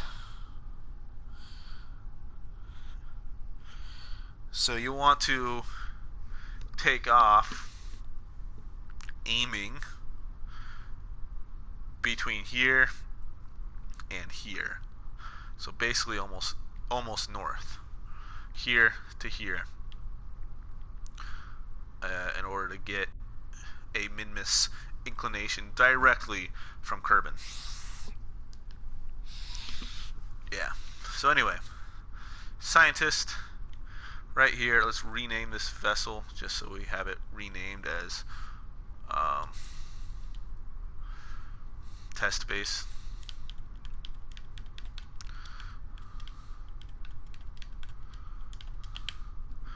Accept that. We will EVA Bob Kerman. We will let go and let him fall down. He will get up and we will recover him. So Kerbals can die. They just poof out of existence. Just poof. And they're gone. But Kerbals can die. So if they overheat, they'll just poof. If they hit the ground too hard, they'll just poof. You won't see a body. They'll just poof and be gone. Oh, and I have been changing my buildings to, or my things to say not for 18 years, not for children. So I think I can start swearing now. I don't know. I'm not going to test it, but I think I can. But anyway, let's reload again that base and land it on the Mun this time, except I'm going to fix the action grouping so that they will all just undock, decouple as soon as I press one button. They'll just all fall. I will add the ring to it as I need. Open craft, station base, open craft, auto-saved ship. That's the one I want. Load that craft, not the craft I've got. Alright, yeah. And then I'm going to save this craft right now, because I didn't have it saved right. I'll remove that. Add a command and control unit there. Add that. And what was the other thing I needed to add? Oh yeah, that's right. Action grouping. So 3 is those solar panels, 2 is that, 1 is that solar panel, 4 is going to be undock, decouple, and undock, decouple. Now I should make sure 100% of these things are undocked and decoupled. So this will be my Mun base. Oh yeah, that's right, that's what I wanted to do. But I'm going to save this right now. Save craft. Go to tracking station.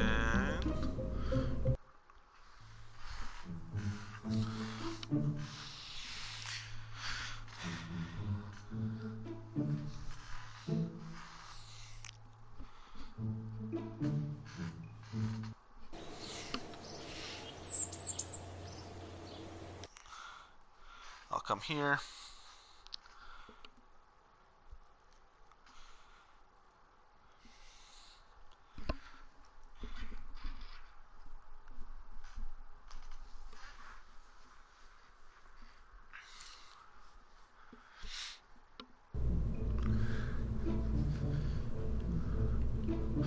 I will... No, that's not what I wanted to do. Turn to Space Center.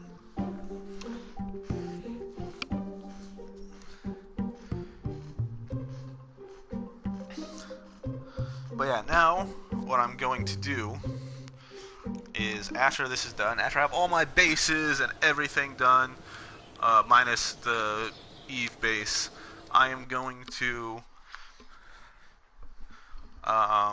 build up and have a whatchamacallit,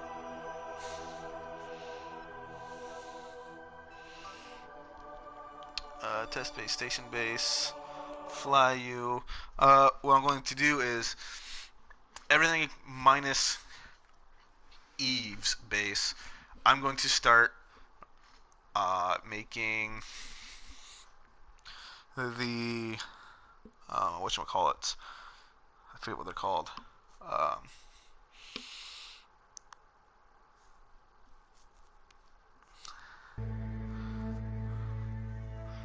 I'll start making the crafts that can dock with this space station.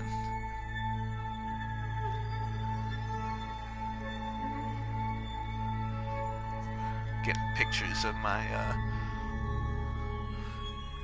Eve, my Minmus base sitting beautifully. Alright. Space Center. That's what I wanted to do. Just to get a couple pictures. And yeah. Anyway, back to landing on the Mun with this surface base now. So I have my Minmus, I have my orbital station Kerbin, about to do my Mun lander, which, by the way, I need to do something with.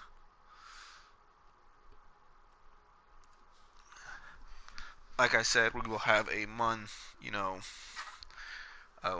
one of the things we need to do is transmit data from, I think, space around the Mun.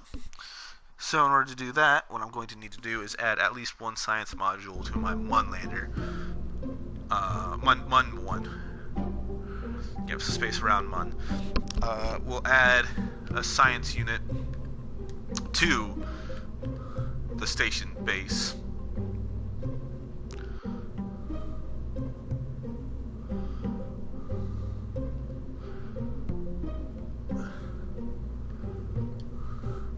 Add one science unit to it, just so I have it. Actually, I'm not going to add it to the actual base. I'm going to add it to the sides right here. That way,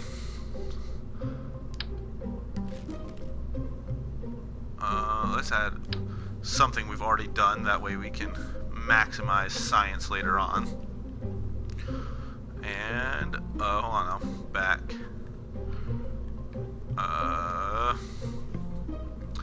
4 is decouple, 5 will be science. Is log, then 6 will be for this guy to transmit data. So I'll do 5, then I'll do 6. Crew, get rid of my crew. No one's going on this Mun base right now.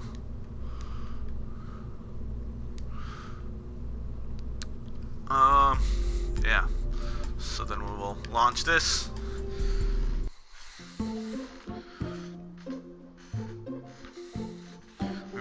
get to the Mun.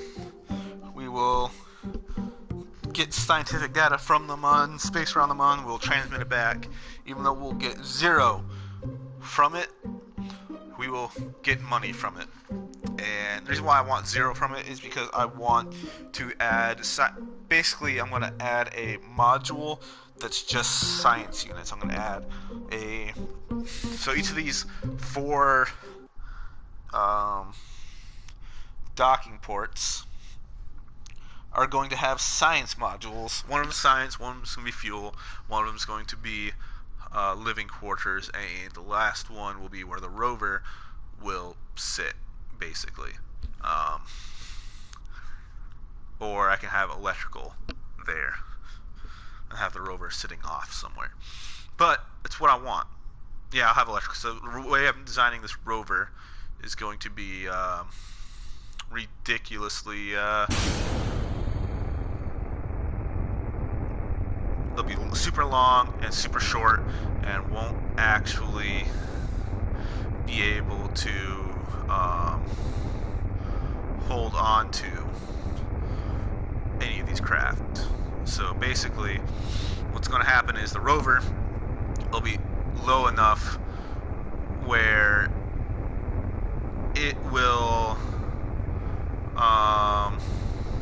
go underneath these modules, and you'll see how I design it when I actually design the rover and fun stuff, because that's all to come in this video, because that's stuff I need to do is add the heights of everything I need.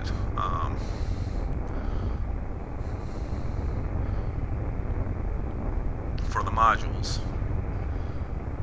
And here we go, making our way, start increasing in force now, because we're at about 5,000 meter mark, and adding that extra command and control unit up there really helped out with my control.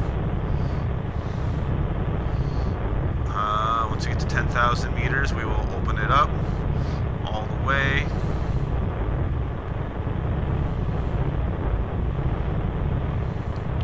And I forgot to do this right here. Told you, I forget it. Even though I got it, that first video, the first launch, open up all the way. Get myself on a... Oh, and I forgot to add the Separatrons to those stages so you can see how they work. I will eventually remember to add Separatrons. Like I said, this is a ever-evolving station.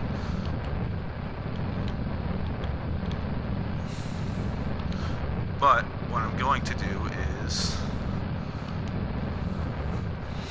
this.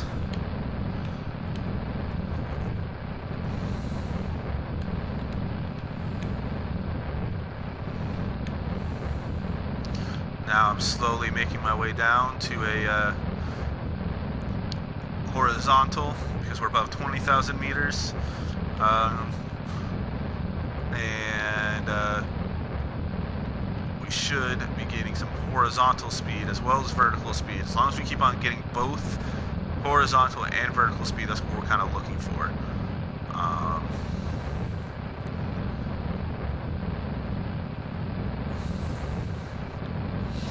And yeah, 60 kilometers.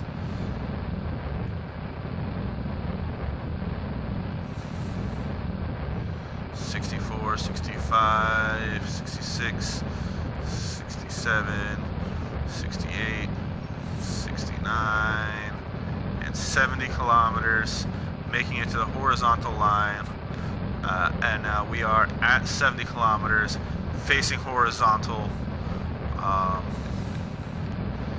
and that should be where we want to be about.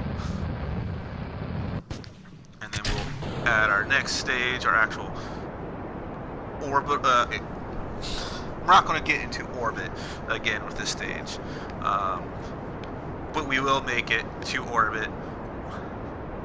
All of these, the only stages that will be in space. Making it to actual orbit is going to be the 4 extra boosters over there.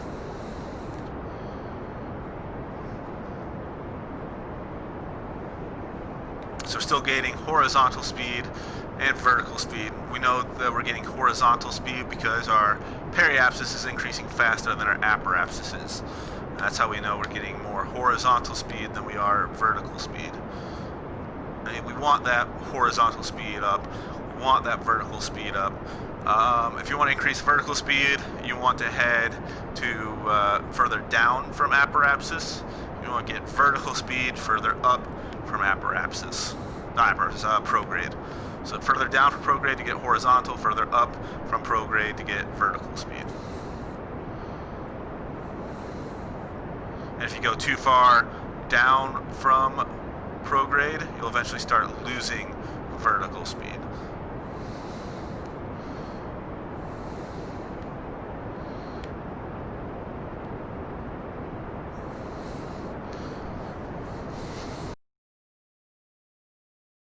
This, I don't think. This lower stage, but we will be getting pretty darn close. And 100 kilometers, that's about where I want it. Bring that back prograde. 4 minutes. I don't think we are going to be getting into the actual whatchamacallit orbit with this stage. We might. And then it's an extra stage we'd have to deorbit.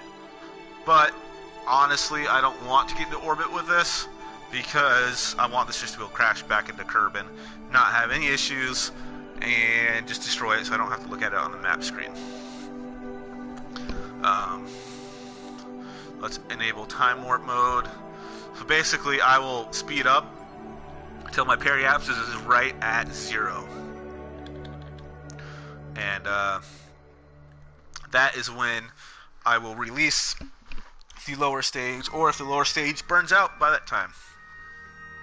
We will figure this out.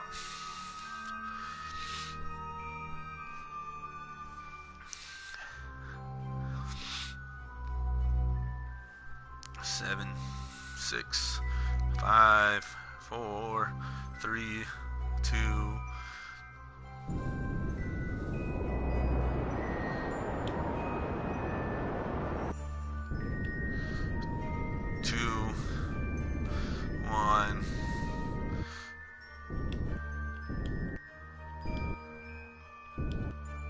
Alright, 50 meters, that should be low enough to crash into any body. And now we do this. Once we get to 70 kilometers,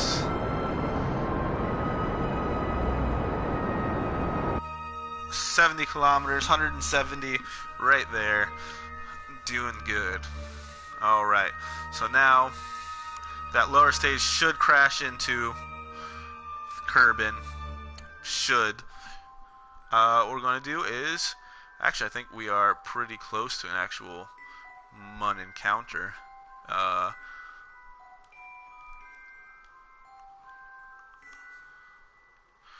Why'd I have that set to target? Unset target. I don't want the space station as target. Add maneuver about right there. We will increase until we get to our Mun encounter.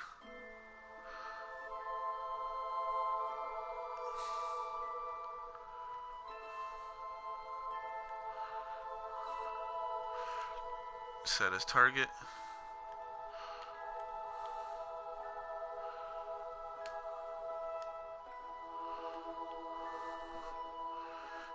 Let's see.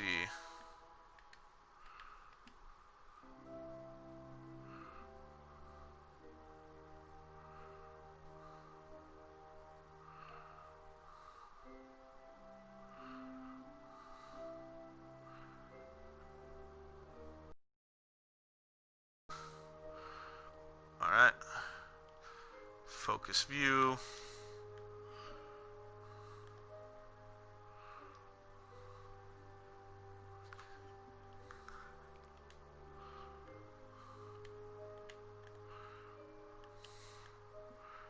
We move closer and closer and closer. Again, we want to get this periapsis as close to the Mun as possible. And we're coming in below. So we're not going to be on a... So I'll show you how to do an inclination change. So I want these bases to be on a...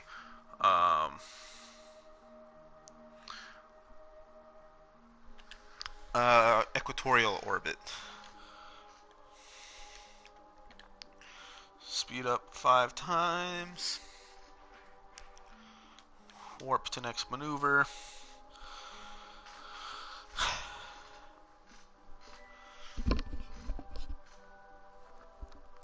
And 1:39, so 45 seconds into the burn. 9 is 4, so 39 seconds before the burn.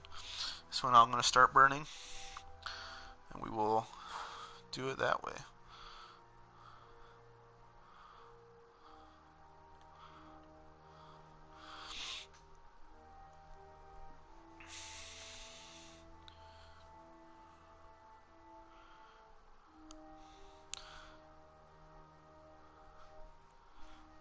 Forty-four, 43, 42, 1, 40, 39 seconds. And close out of vac. I don't need that right now. Exit time warp mode. Get it, keeping it on prograde.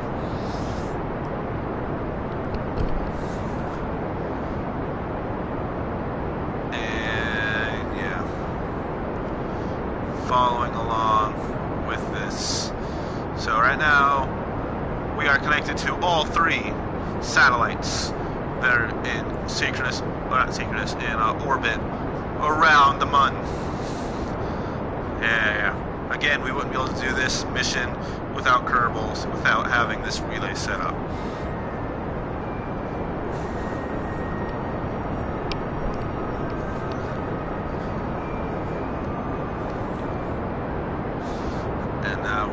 Just watching this happen, this move. These burns, they take a while. They're normally sped up so that easier on your guys' viewing. But I want to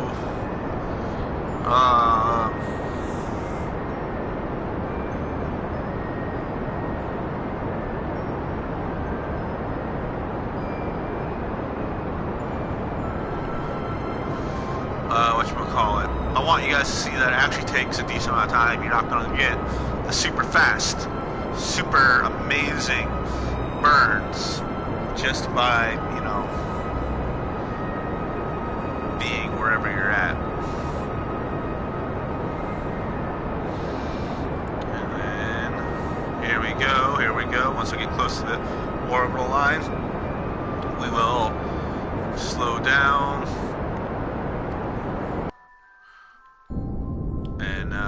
Are coming in with the periapsis going down. We're going to want right around 10,000 meters.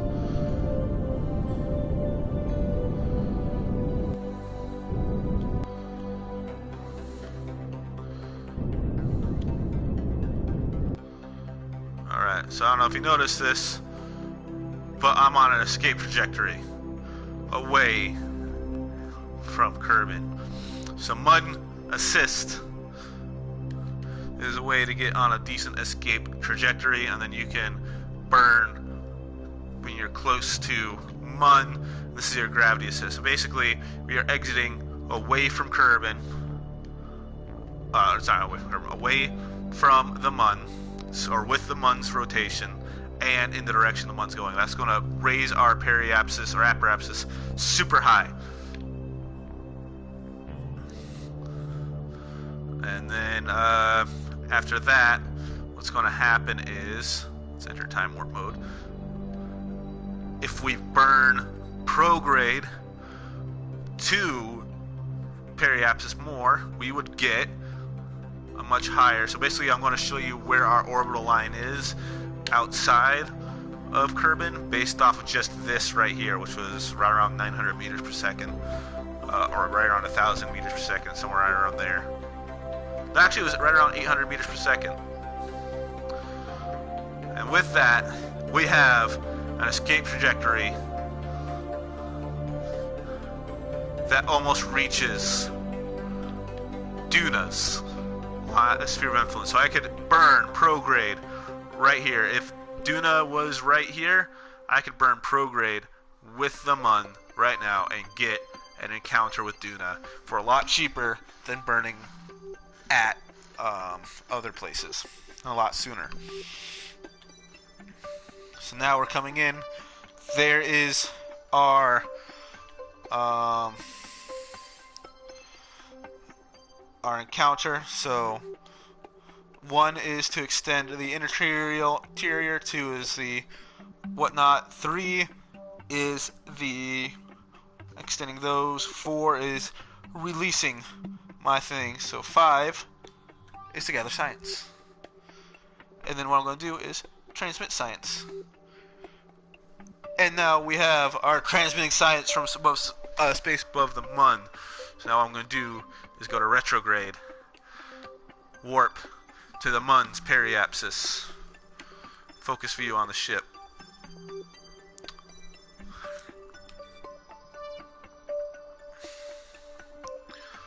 Warp to the Mun's periapsis while sitting retrograde.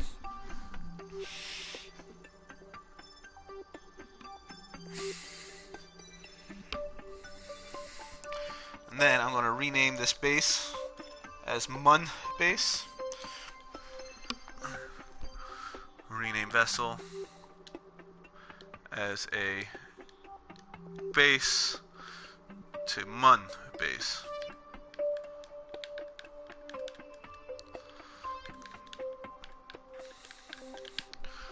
Right.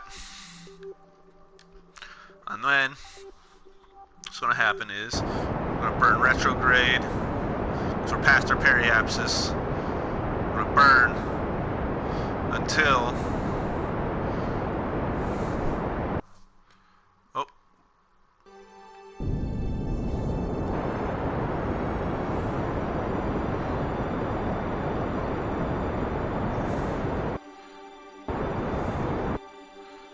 we are there. Alright, so now it's easier and quicker to do inclination changes further you are away from a planet. So I'm going to show you how to do this inclination change. What I'm going to do is go here, advanced orbital information. We're at a 15.3 degree inclination. Go about where the line, orbital line, the center, and the whatnot is an atom maneuver there. So right there, what we're going to do is go anti-normal or normal. And so see how I started going up again? 4, 3, 2, 1. Alright.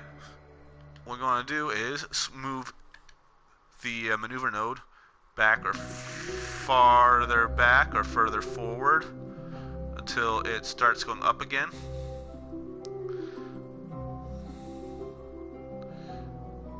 Alright, so right about there. And then what we're going to do is, again, go your normal, anti-normal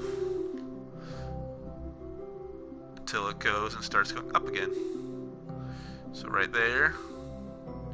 Then you're going to go and swap this back some more until it goes to start going up again. And then normal, anti-normal until it goes down to,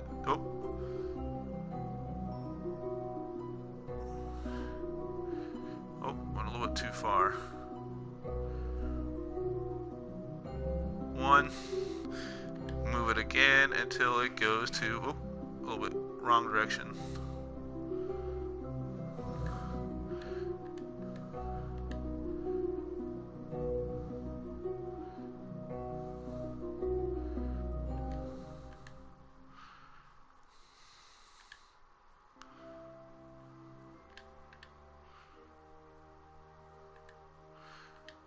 keep going back and forth. Oh, there we had 0.0 right there. And now you have an equatorial orbit. So this right here, the inclination is what you want, 0.0, in order to make sure you have your whatever orbit. So now we have 15 seconds to burn. So 7 seconds about. We'll go right into our normal, anti-normal. And then once we get to that point, about 7 seconds beforehand, we will start burning.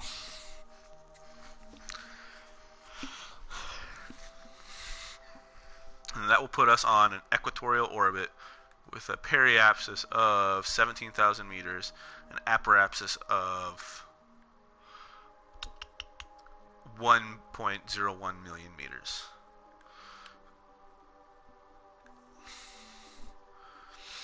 So 100 meters per second, we have enough. We have over 1,000, which will give us enough to not only do this inclination change, but also land. So we need about, I'd say, give yourself about 800 meters per second to land and take off and that kind of stuff from the Mun. You can probably do it for like 600, but I would rather you have that extra wiggle. Oh, I missed my inclination change.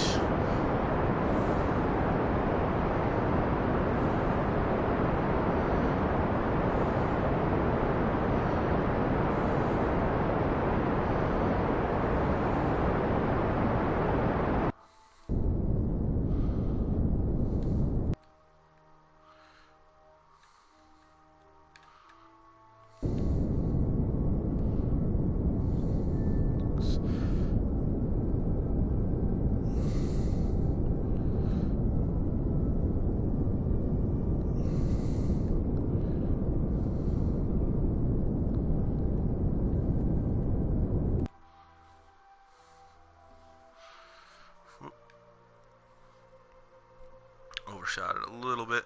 So we're almost on a perfectly equatorial orbit.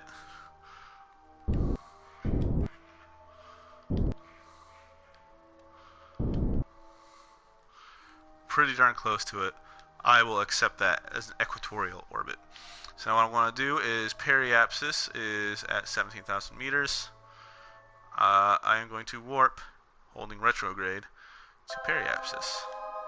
Now we're not trying to do our maximizing and minimizing periapsis, apoapsis stuff, so I really don't care about speeding up first when and then going to it, because I'm not trying to get anything now. Now I'm just, everything else is already locked in where they are. My time warping won't really mess with much anything like that. And then we will basically do this. Let's extend our landing gear out, because we're going to be landing, so we're on the light side.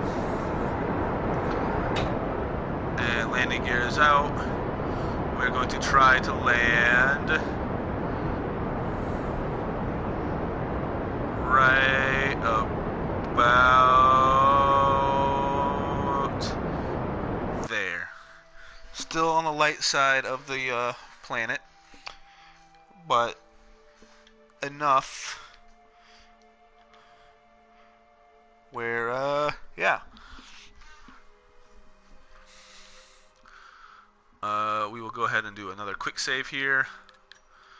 This quick save, because we know we can land this craft. Let's go ahead and do that. Get that out like that. And then we are going to time warp up until we have hit about 10,000 meters.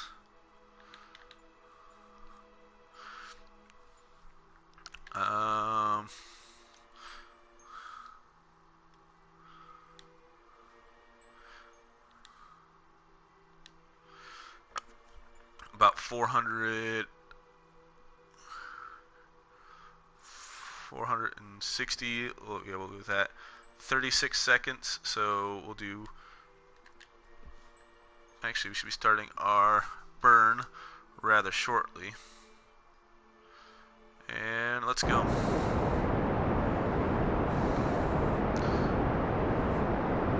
See if this is a successful suicide burn. And yes, it is reading surface, which is what you want. You don't want a reading orbit.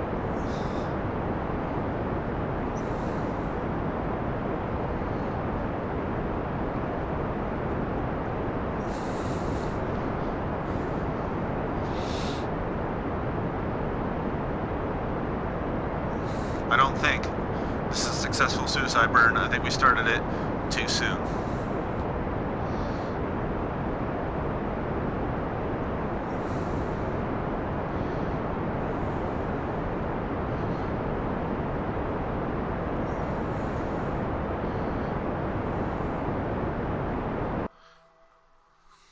Yeah, but I don't want to be landing on that crater.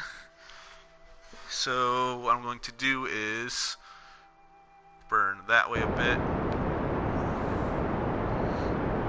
I don't want to go retrograde. I want to go prograde right now.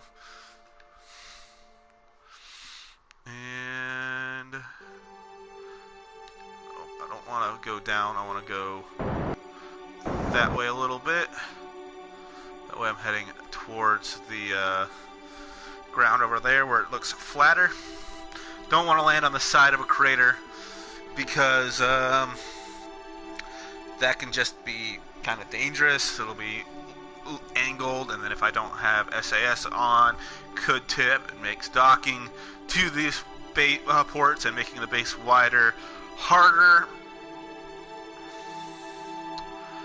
And besides, we're pretty close to a surface feature now.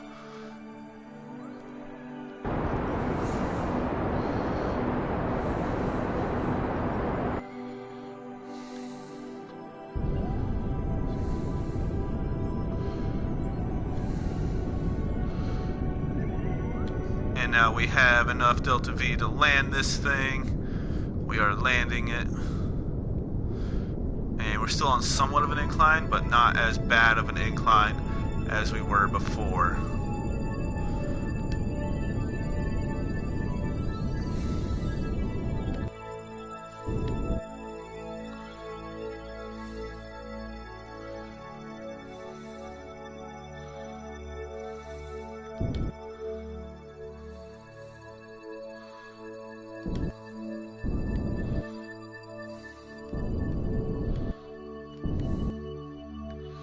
Trying to land this thing so it quits bouncing like that. Okay, so now the base is officially landed. It will sit there without any SAS help. Yes, it's a little bit tilted, but that is fine. So now what I'm going to do is turn SAS off. 4 to get rid of those, SAS back on. These things will just fall over, destroying those solar panels as they hit the ground. Except that one didn't fall over. But doesn't matter, we will recover those vessels. And we will take these out and extend our solar panels.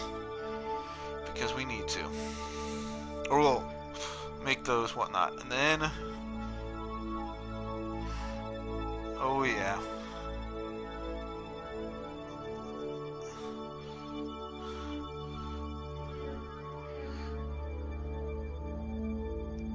Am I about to see a...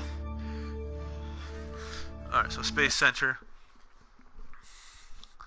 Did we just miss, or am I about to see a lunar eclipse?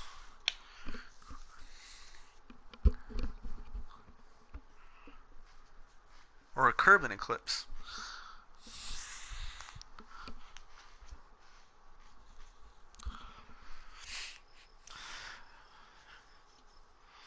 So now this craft won't be always. Let's see. What am I thinking?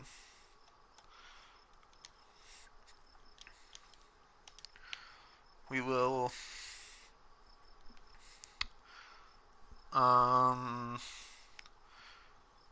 Yeah, that's it. The debris. The debris will terminate the debris. We will go back and see if that is a lunar eclipse. Terminate. Yes. Terminate. Yes. Terminate. Yes. Terminate. Yes. And fly. And we will see if that is a Kerbin eclipse. Which if it is, then kudos. So I'm thinking, just thinking here, about filling all my Kerbals onto my solar, building the return vessel above my solar, level up all my Kerbals, and then come back from there. I think we just missed the I think we just missed the actual eclipse. We will see. Yeah, we just missed the eclipse. Oh man. That is unfortunate.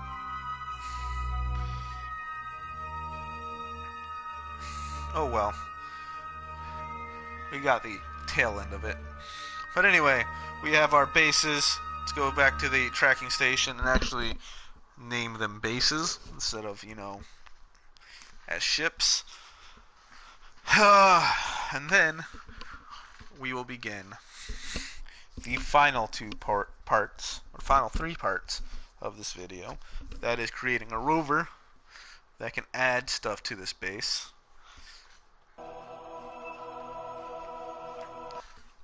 Which is why we have the test base on here. Creating a actual craft that can fulfill the 4,000 units of liquid fuel on an Eve return.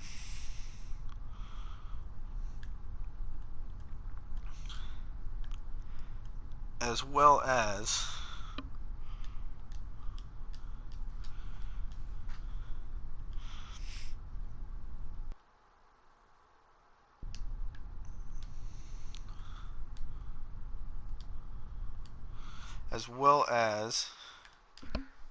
a, what am I thinking? Orbital space station of the sun. So I'm thinking about making an orbital station of the sun. No, because I wouldn't be able to do that.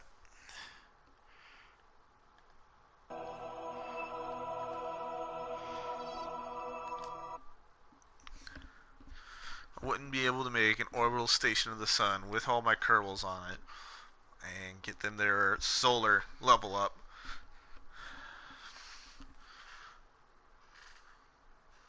What I can do, I know what I can do. And I've got it. So I'm going to make a sun orbital station, which is going to be the exact same station that we have around Kerbin, or the one we launched as a base. Except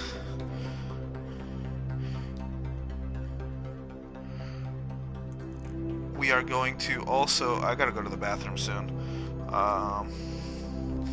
So everything is renamed a base. I am going to leave this as a base and showcase you this base with a space above it while I'm going to the bathroom. It's going to be a little bit because I gotta, yeah, I'll be right back.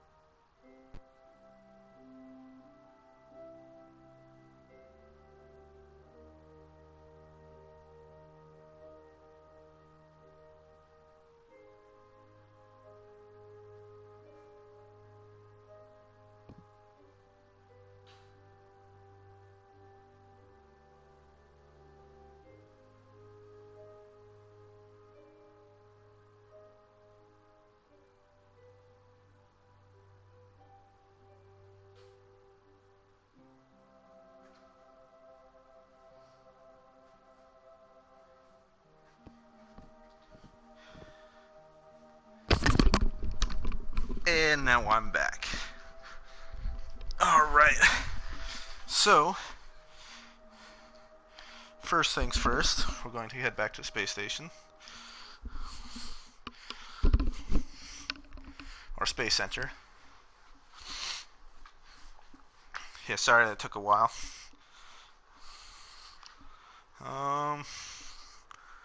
Let's see.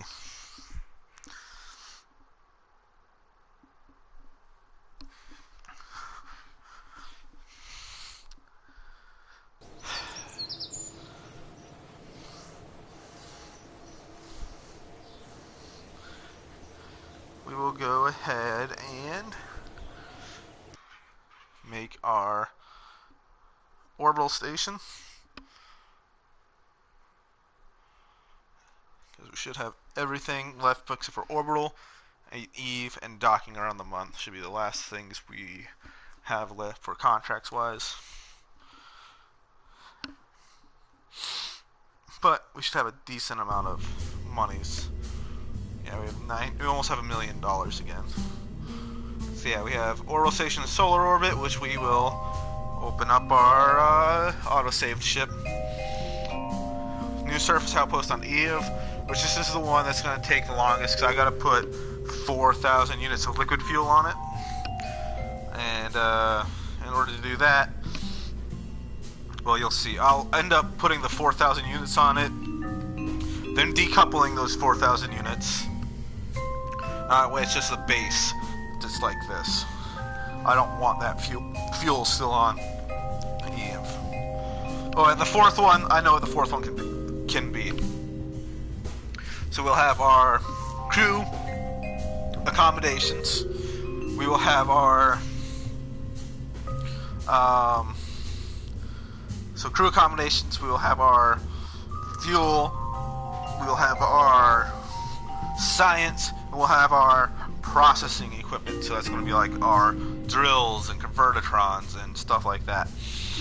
And that way, we will be able to continuously get resources from these bases. But yeah, so what I'm going to do is open the craft. 135. Yeah, I'm going to want that one. We're going to save this craft. Station base. We're going to get rid of our Kerbals again, because they really want to fly away. We will launch this craft again, and then we will get into a solar orbit. And I want this solar orbit base to not have any, and I mean any,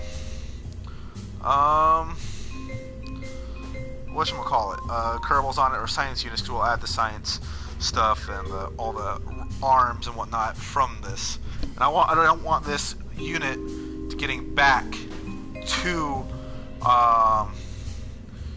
Kerbin. So, and I also want this to be actually somewhat useful. So I'm going to take that off. I'm going to add the largest communications relay on here, so that this will act as a basically relay for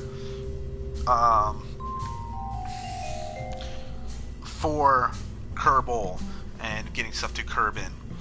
That way I shouldn't have to worry about this powerful relay. Shouldn't have to really worry about stuff communications wise in the lower planets. There is one more dish. No, not that dish. I don't want that dish. I want that dish. There is one more dish that is larger than this one in the game, which I will eventually replace my Kerbin relay with, my Kerbosynchronous orbit relay with. But until then, yeah, crew, no crew,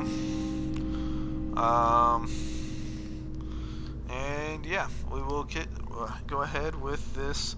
Oh, let's take the science unit away, because we don't need that science unit right now, and we will launch. So basically, the reason why I'm doing this is I'm going to add all the science units to the Eve lander, and then I'm going to have all my crew on that Eve lander. But I will also have an Eve return vehicle separate from that so that I can actually return from Eve. You'll see how I build this massive Eve lander, protecting all the Kerbals and science and stuff. It'll be interesting, to say the least. I have an idea for it. Now, I could just look up Matt Lowndes' Eve bases and whatnot, but I don't want to do that. I want to build my own kind of thing. Okay, so here we go, starting the launch. And let's go down to about right there.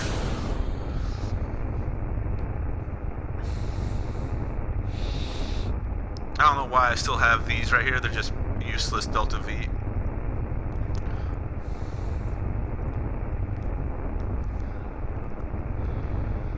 And that one's already gone and empty. I don't know why I still have these on here. I don't need them on here.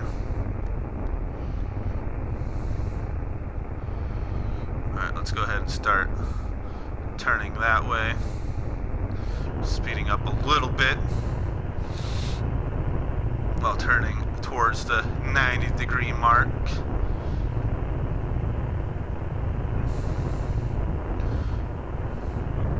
A little bit more.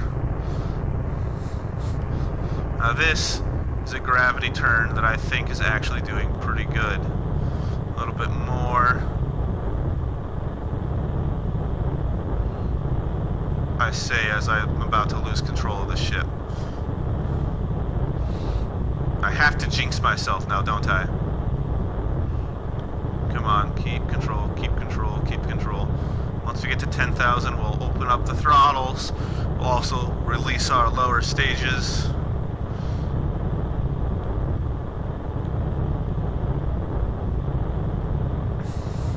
And what I'm going to do is try to keep about 45 from 10,000 to 20,000, and then start my... Oh, I forgot this. Forgot to do this again. Alright, full throttle, 10,000 meters. From 10,000 to 20,000. I'm going to try... I forgot to add the Separatrons. I will do it by the Eve lander.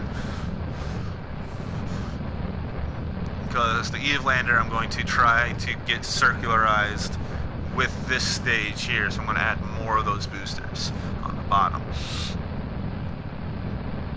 And once I get to 20,000, I'll start finishing off my gravity turn.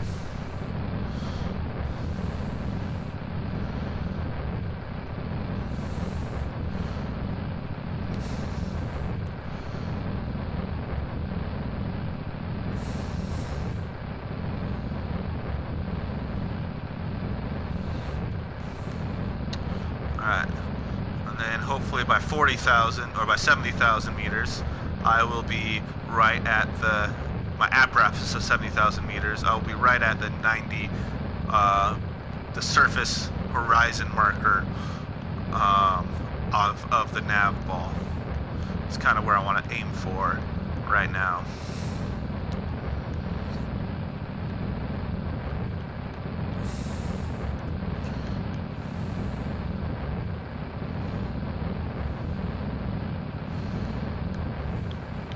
Trying to gain horizontal speed now while still gaining some vertical speed. I made it a little bit sooner than I wanted to, but that will be fine. I will still be gaining a lot more vertical speed while still gaining horizontal speed. And if stuff starts overheating, I'll just head closer to prograde.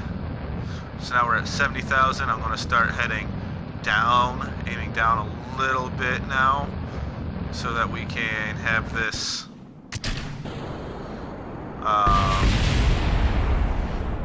that was just the lower stage starting to explode. I'll aim this down a little bit to try to get it in a more suitable orbit.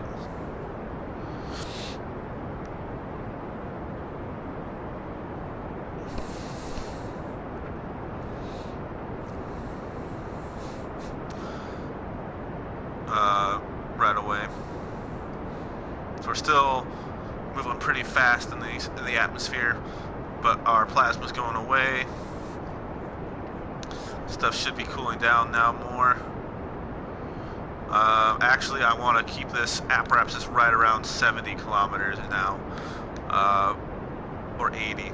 It'll be fine. I'm trying to gain my vertical speed, horizontal speed as well.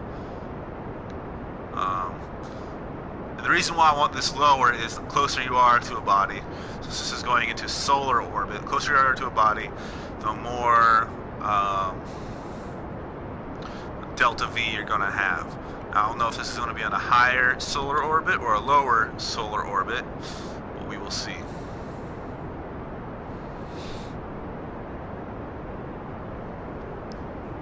So yeah, the more force you'll have.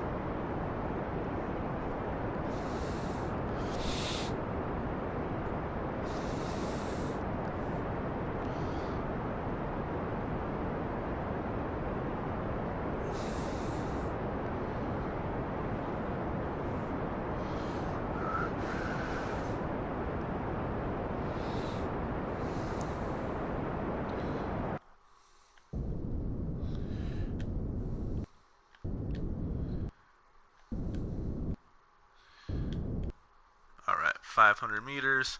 We'll go prograde. We'll get to our 79 kilometer mark, and we will have plenty of delta V to circularize. So let's go ahead and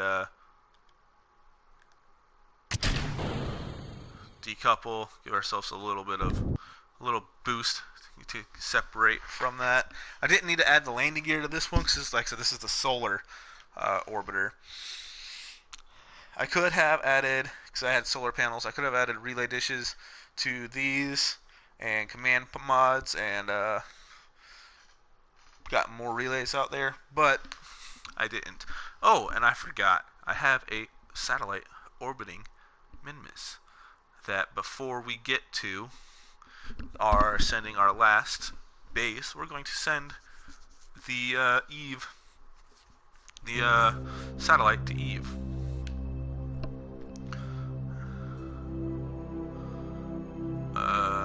Two and 3. That gives us our communications dish as well as our solar panels.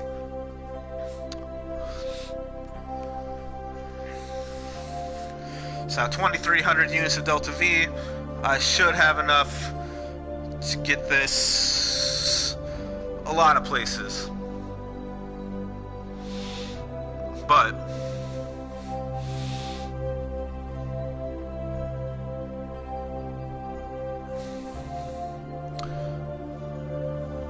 let's go ahead and time warp up to our apparatus.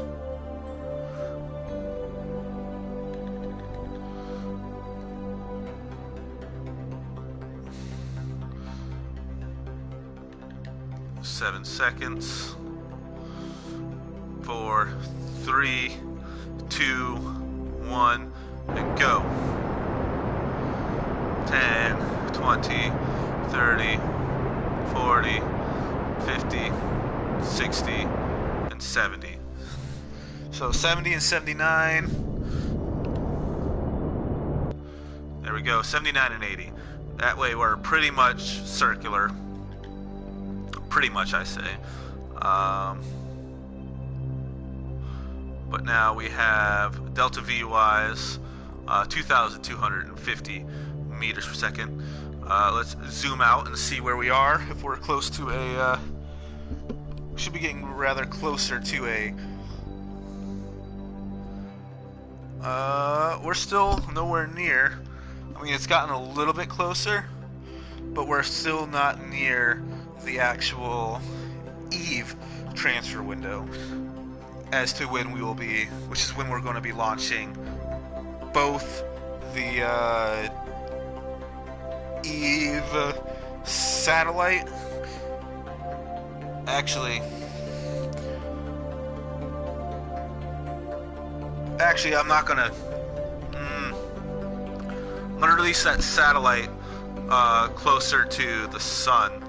and have it on a high elliptical orbit and see what happens, and just let it, do its thing. But anyway, we will go ahead and find our prograde marker. I want to go against the orbit, so I want to, since we're heading this way, I want to go right here, add a maneuver about right there, add maneuver. No, we want to go with, I want a higher orbit. Let's add a maneuver right there. And we'll come out here, because I want a higher orbit. I want it about halfway between Duna's and Kerbin's orbital lines.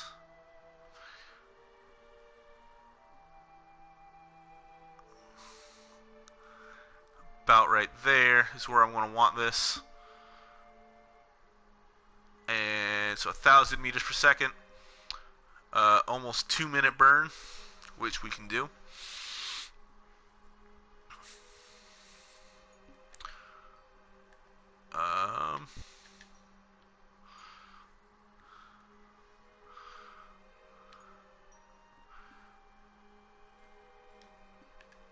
Warp to next maneuver.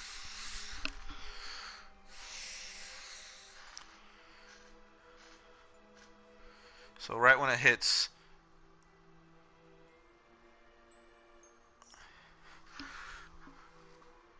right there, we will close out of this maneuver node. We will create our 1,000 meter per second burn.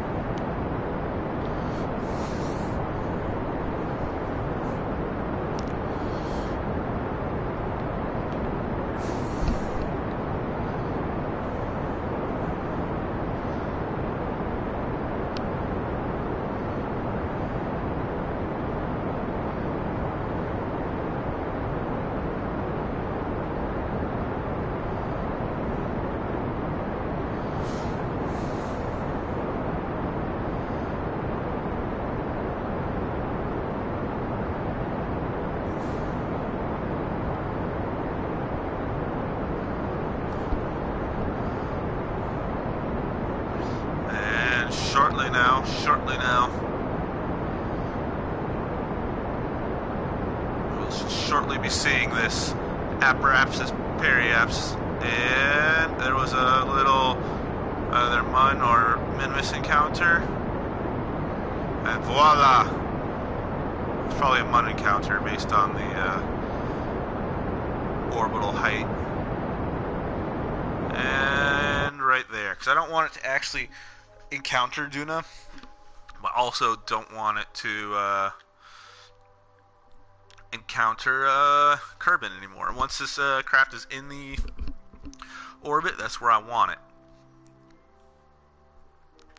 And then what I'm going to do is enter time warp mode, and we are going to time warp up, and I'm going to try to time warp up to that point, which hopefully, if I thought this right, will put us on a, once we get to the apparatus, should put us pretty close to a Eve encounter.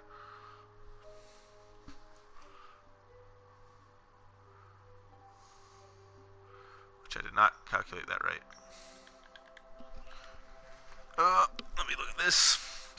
we look at my Eve encounter stuff. Eve encounter, Eve encounter, Eve encounter. Eve encounter is a little bit. So when Eve is right here, so let's go ahead and go until Eve is right there relative to Kerbin.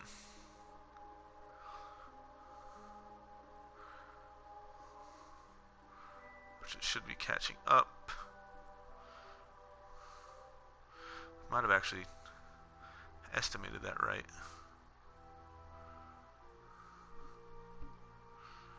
No, I did not estimate that right. Because it should be reaching its point about right there. Should be... Might have overshot it a little bit, but a little bit is fine. Let's run you prograde. You know what? We'll just warp there and then get another Eve encounter. That'll be the best way to do it.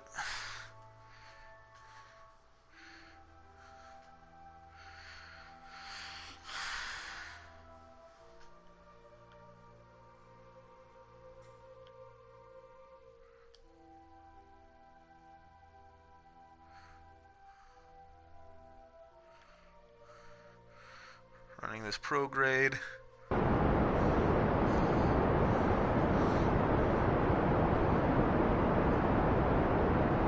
This way, the Periasis will never reach Kerbin. And I won't have to worry about it reaching Duna either. I have a station in an orbital height. It has no Kerbols on it right now.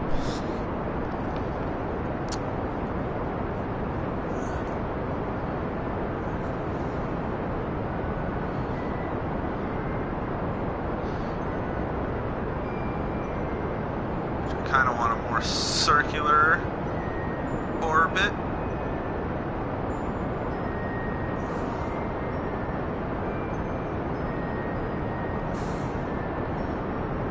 About right there, actually, a little bit more.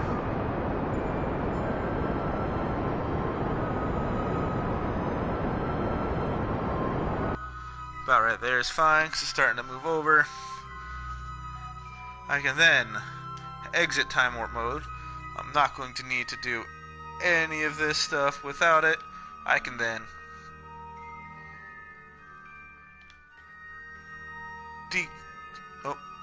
three was that.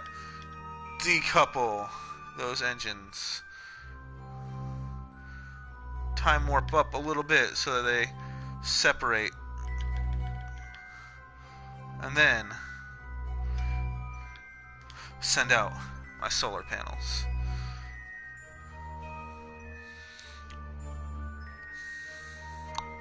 And that is my solar with lights on all my docking ports. My solar station. This guy right here can decouple. And now we have my solar station ready for crew.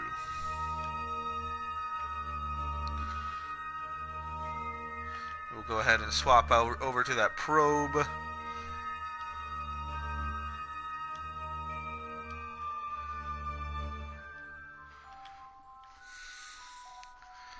But there we go. Tracking station.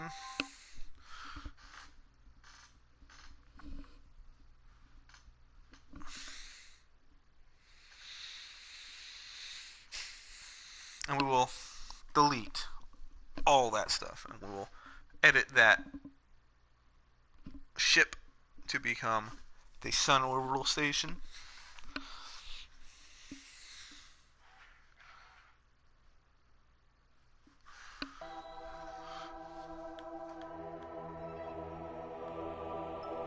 Terminate.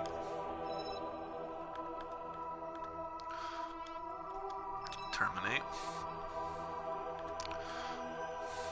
Terminate. Terminate. probe, the relay.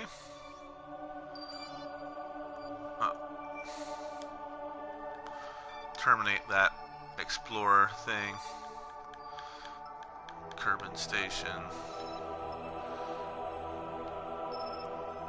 We'll keep that flying. We'll fly this. We will change the inclination of the relay, so the relay is just flying around, pointing it towards the sun.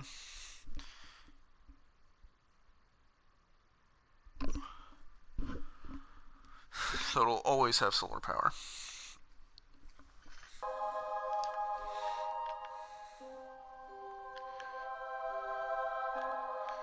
But I'm going to rename you.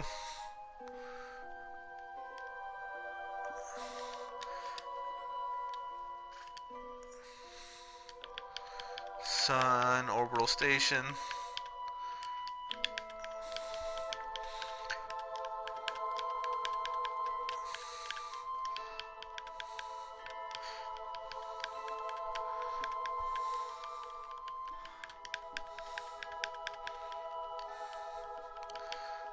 STAT.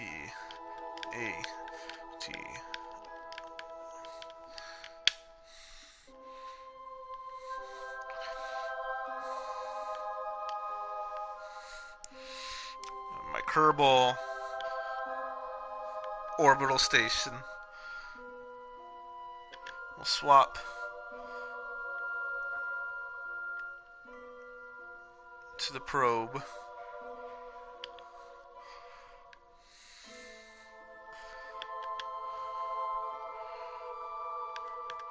Tracking station. We'll swap to the probe. We'll hide all of our stations because I don't want to see them anymore because we're not docking anything to the stations. I guarantee you more contracts will be to attach either Kerbols or other stuff to the probes or to the stations or to whatever it is. So we will end up doing that.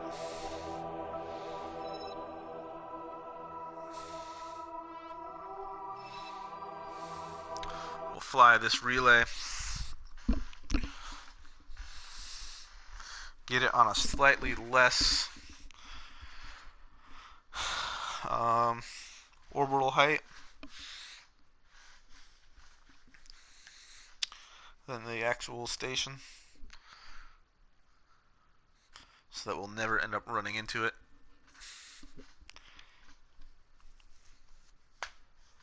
And then, yeah.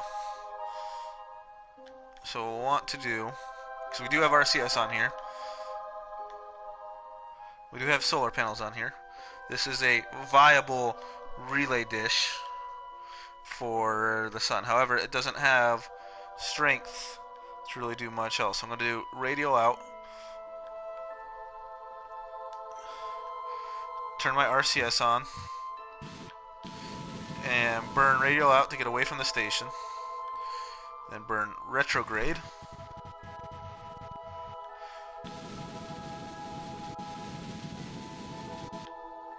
And that should have dropped my periapsis enough.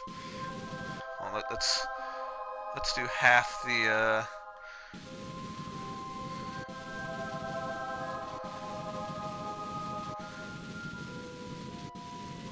Alright, yeah, so I should have dropped my periapsis enough. Now we will go ahead and get rid of our... We'll warp to our...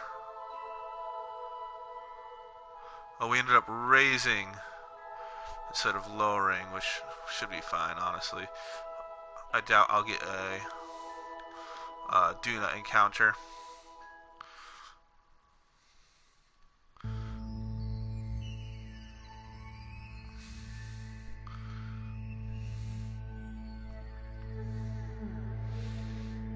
And there went one encounter with Moho.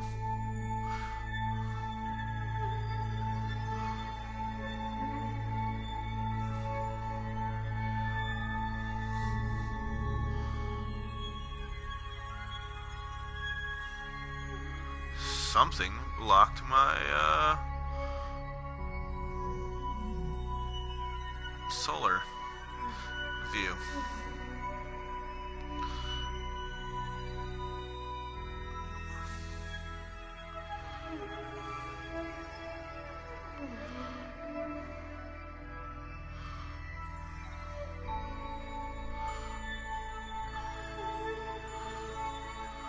But anyway, I don't want to crash back into this station. That's what I'm doing.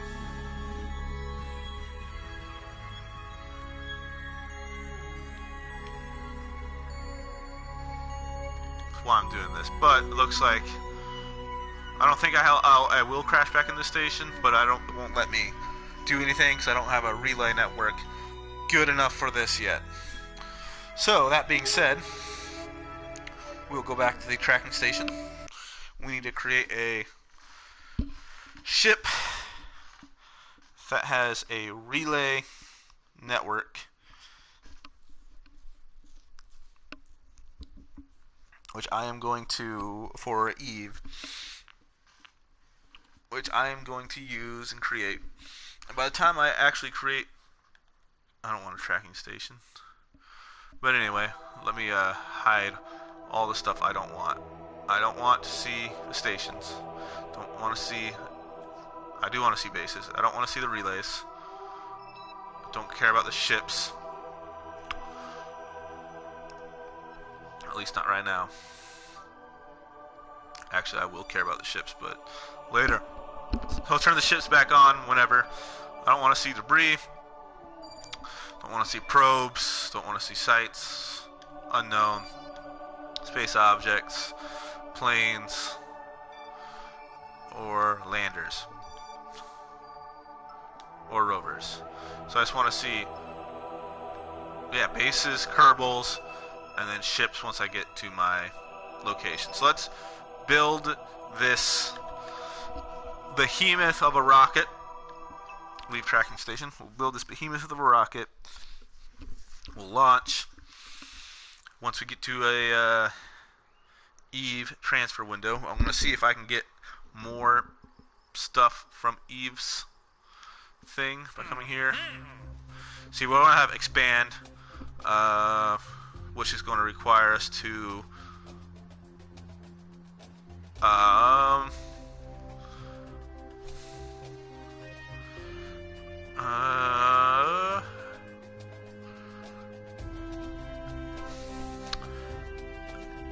move it from 6 to 11 Kerbols, have an auxiliary research lab, add another research lab to the outpost,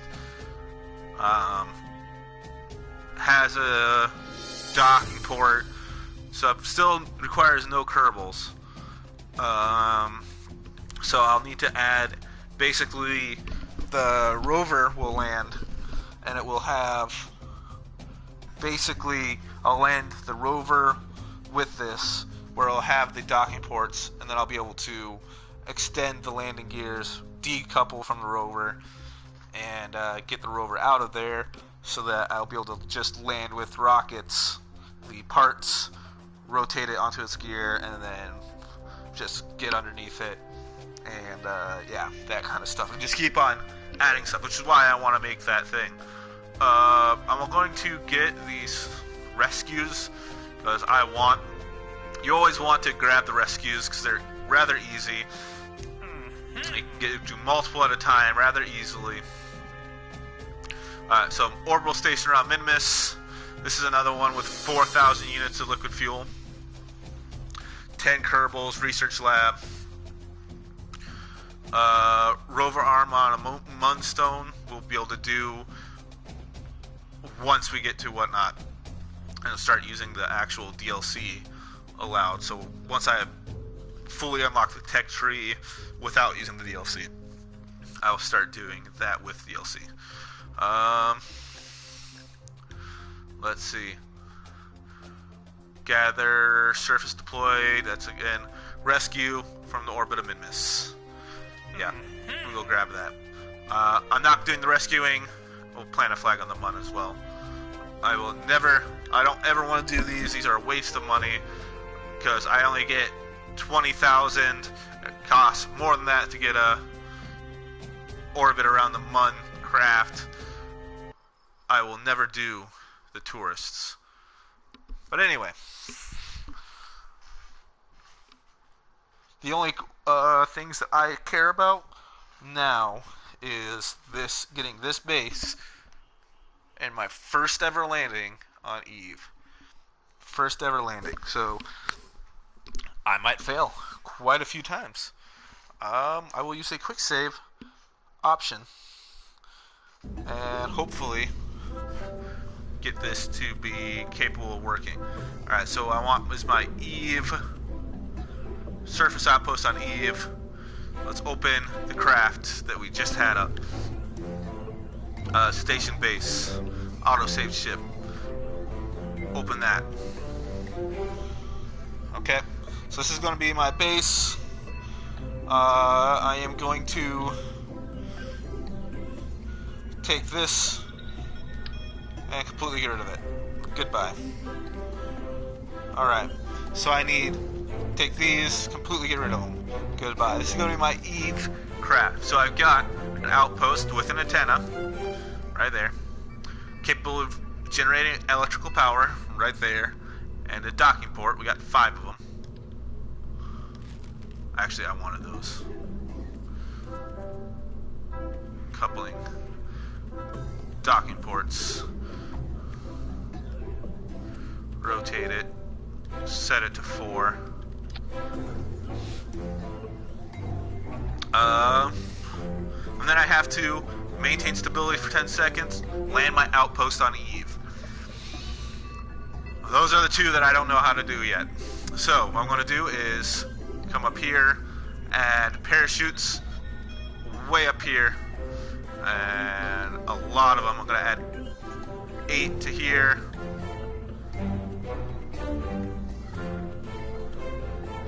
Because I don't know how much I'm going to need to do this. I'm going to add a ladder. This guy right here in a singular. Have it extended. That should go down that far. I am going to move. So I'm going to get rid of all these lights that I meticulously added in.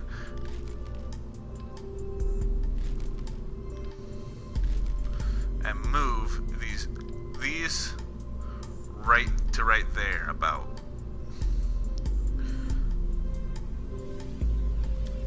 Alright. No, I'm not going to do that. Oh, let's open the craft again. Open craft. Don't save.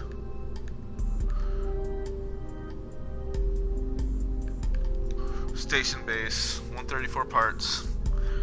Do this again. Alright.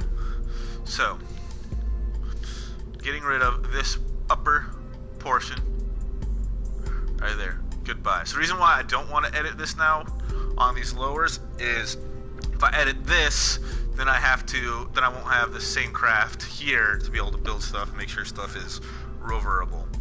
But what I can do is take from right here, have all my Kerbals enter and exit from, well,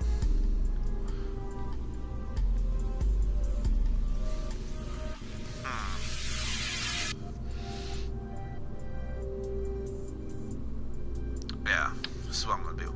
I'm going to add a ladder right there, so I should be able to move left and right with this ladder. I'm going to move this landing gear to about right there. It shouldn't mess a whole lot with the landing aesthetics. But that way this hatch is not corrupted, and I can move my Kerbals to the left over here.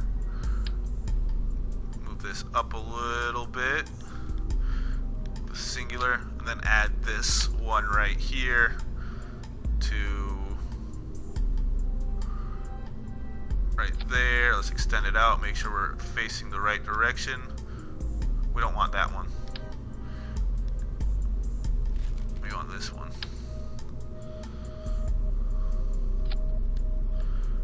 And take it and extend it the right direction. That way, then we can retract that ladder back.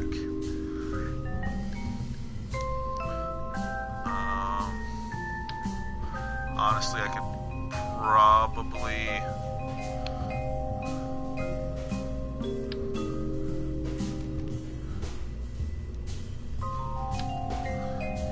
use this right about here. Extend the ladder. Ladder goes down a little bit too far.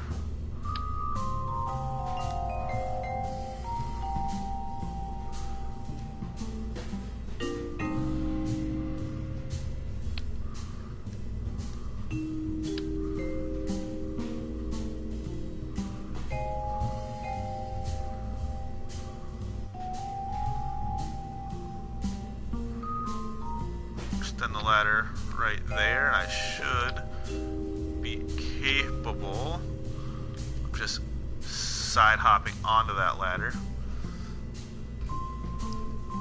Because Eve, I'm not going to be able to use my EVA packs on Eve. How much I know. Hopefully I'll be able to go just move sideways to that ladder. Yeah. And be able to get out through here. And all my Kerbals embark onto this craft from there. Or it shouldn't be an issue later on in the game. But this craft will have all my Kerbals on it. So we will swap over to this thing right here. We're gonna have 8 parachutes on here. Set of 8. The reason for that is because I don't know how hard I'm going to be able to land on Minmus. So I'm going to take this off, add another one of these. Actually, I'm going to keep that one on there because I had that strutted to that one. Take that one off. Yeah, so all my struts.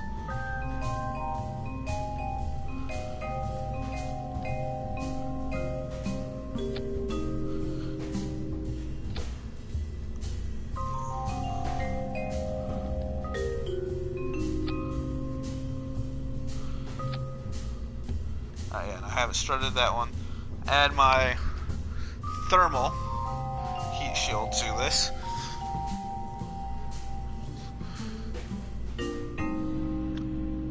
Thermal heat shields. I'm going to want these big boys. I'm going to add 2 of those. I am then, in order to protect everything else, add a coupling.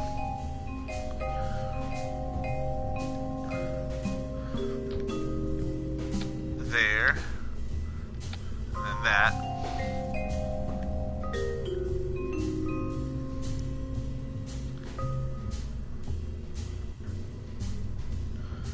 Add that. Add that. Should also add drogue chutes because I don't know how landing on Eve is going to be. So utility. Adding 8 of these drogue chutes right here. Fixing the staging so that I don't have 8 drogue chutes and 8 regular chutes shooting through. Should have enough parachutes for that now. I'm going to take these guys right here and completely get rid of them. I don't need them. Alright. So, now I need to create 4,000 units of liquid fuel onto this. fuel tanks. So this one right here has 360 units of liquid fuel. So I would need 11 of these, or 12 of these. It's either 11 or 12. 360 times 11. I need 12 of them in order to get the 4,000 units. These have 810, so I need 5 of those. So this is why it's a pain to get liquid fuel on here. I could, mind you, do this at 819 right there, get rid of all the oxidizer, do that. That is not right. I want the bigger ones. At 1400 units right there, get rid of all the oxidizer and make it so liquid fuel does not transfer. And do that. Move these solar panels further up to there. And the reason why I'm doing that now is this will allow me to have a taller base, but without actually sacrificing the position of this based on the landing gears. Let's see. So that's already 1,440. So minus 1440, 2,560. And then I come up here to these 400. Where's my liquid fuel onlys? I have a liquid fuel only. No, I don't. Oh, yeah, I do. MK0, MK1. Divide that by 400 is I need 6 of these now. Take these, set them around there in a set of 6. And there's my 4,000 units of liquid fuel. However, I can't do that because the solar panels are in the way, so I set it down there, and now there's my 4,000 units of liquid fuel right there. That's 4,000 units of liquid fuel just on this craft. And I guess I can add the science units to here. So science, add my juniors, add those, add my mystery goos,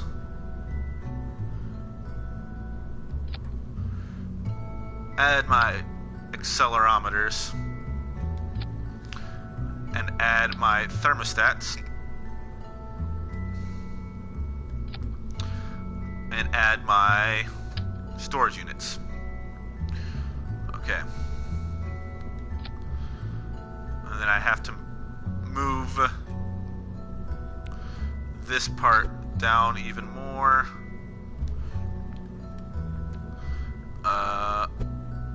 I'll have to move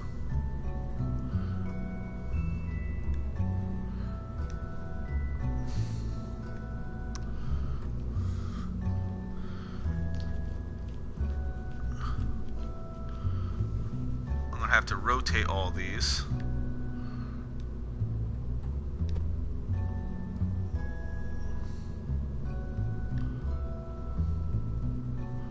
So they're all facing outwards like that.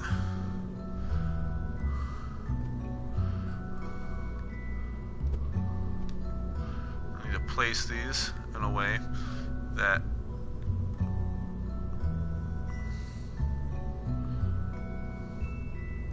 let me redo this. I need 6 of those units. So fuel, I need 6 of these Mark 1 liquid fuel units. So set them below that. Set my science units on there.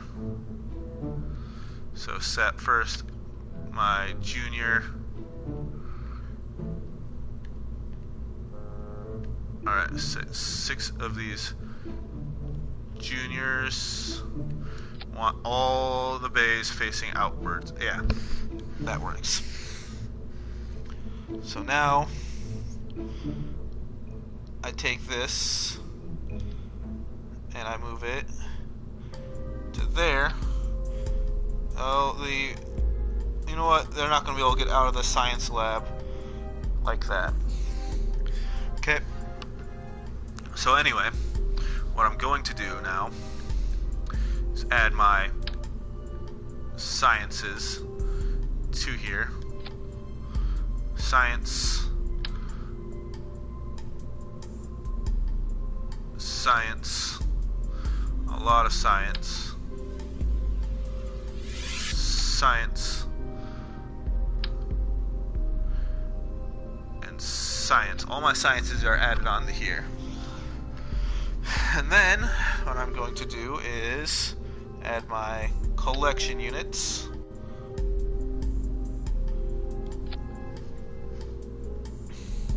And this keeps this clear so I can add some bases or some extensions to that. Alright,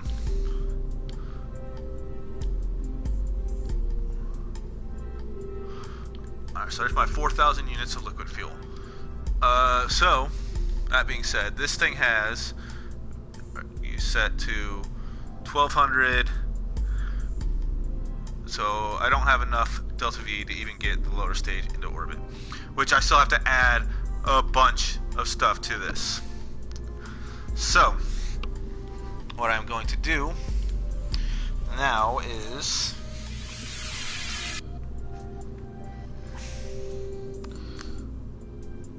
because I want this to be able to I'm not going to be able to do what I want to do with it. I'm going to have to just send this craft up with the landing gears. Add thermal. Add more parachutes. More parachutes. I want a crap ton of parachutes.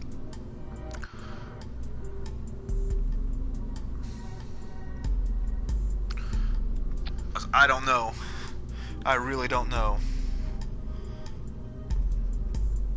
how much this is going to whatnot. Add command and control. No, structural coupling. Add a couple. Add one of these down here with a thing that will go up. Oh no. Get rid of those. I don't want that. Add 4 of these. Alright. With structural. These structural parts right there added to them. That then have the fuel tanks, the offset C7 brand adapters. Yes. Get rid of this fuel. Actually.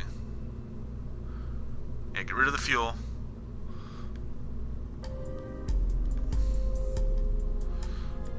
Adding my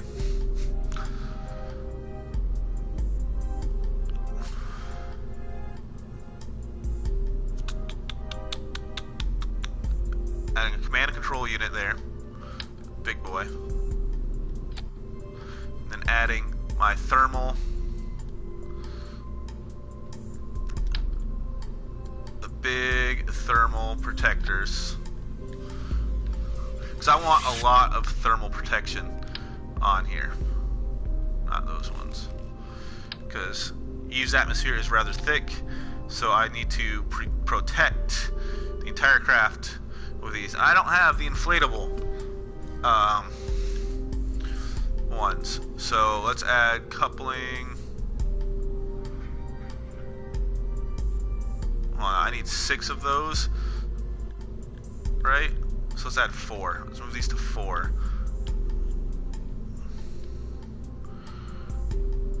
Instead of 6. And set them about right there. Offset to everything else. And that's actually kind of important, because I'll add coupling.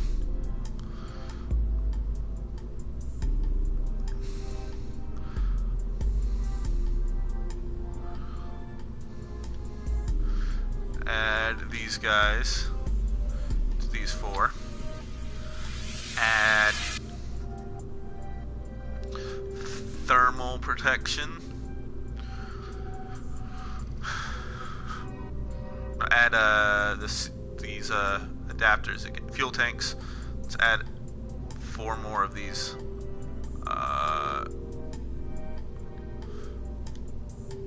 4 more of these 400s. So I only need 6, but for balance and leveling purposes, we'll have 8. We'll add these solar arrays to these fuel tanks right here, instead of having to worry about them messing with the fuel tanks. Yeah, that'll work. Add coupling up here. Alright, so this is going to be a massive craft. I'm trying to protect from Eve's atmosphere.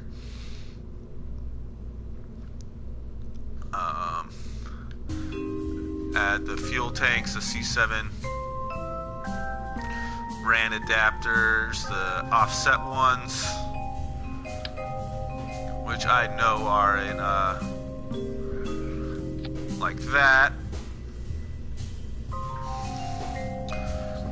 Okay, what this is going to do, hopefully, is create a massive, add more down here, add more structural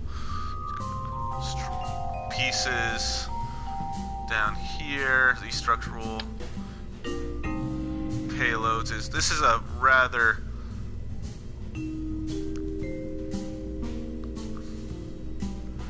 I don't want that right now.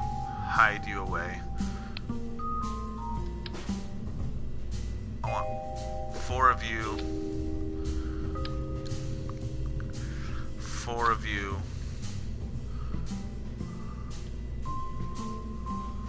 Actually, just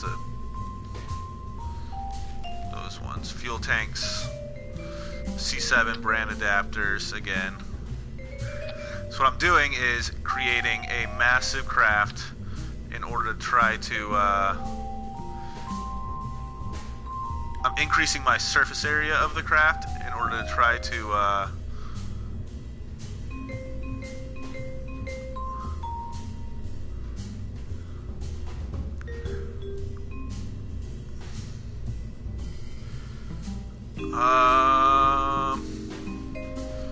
what I can do is this now, since I have those things created.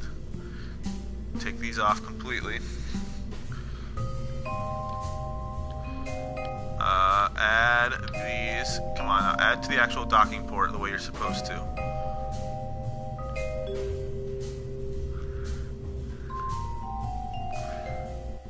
What I'm trying to do is create massive a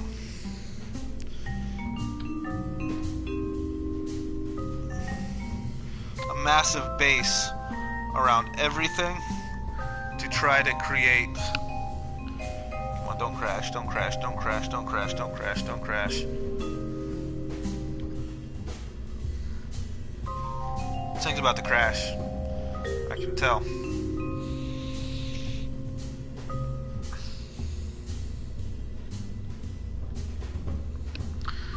Alright. This video is about to crash. With all the work I just put into this thing, all the thought processes, so I'll start another stream shortly after. Right now I'm trying to engineer this so it can actually land on Eve without any real issues. Without the whatnot. But my game just crashed, so my broadcasting is probably going to cut out soon. So I'll stop this here. If it does happen to not crash, I will save. I will restart the broadcast right away. See you guys next video.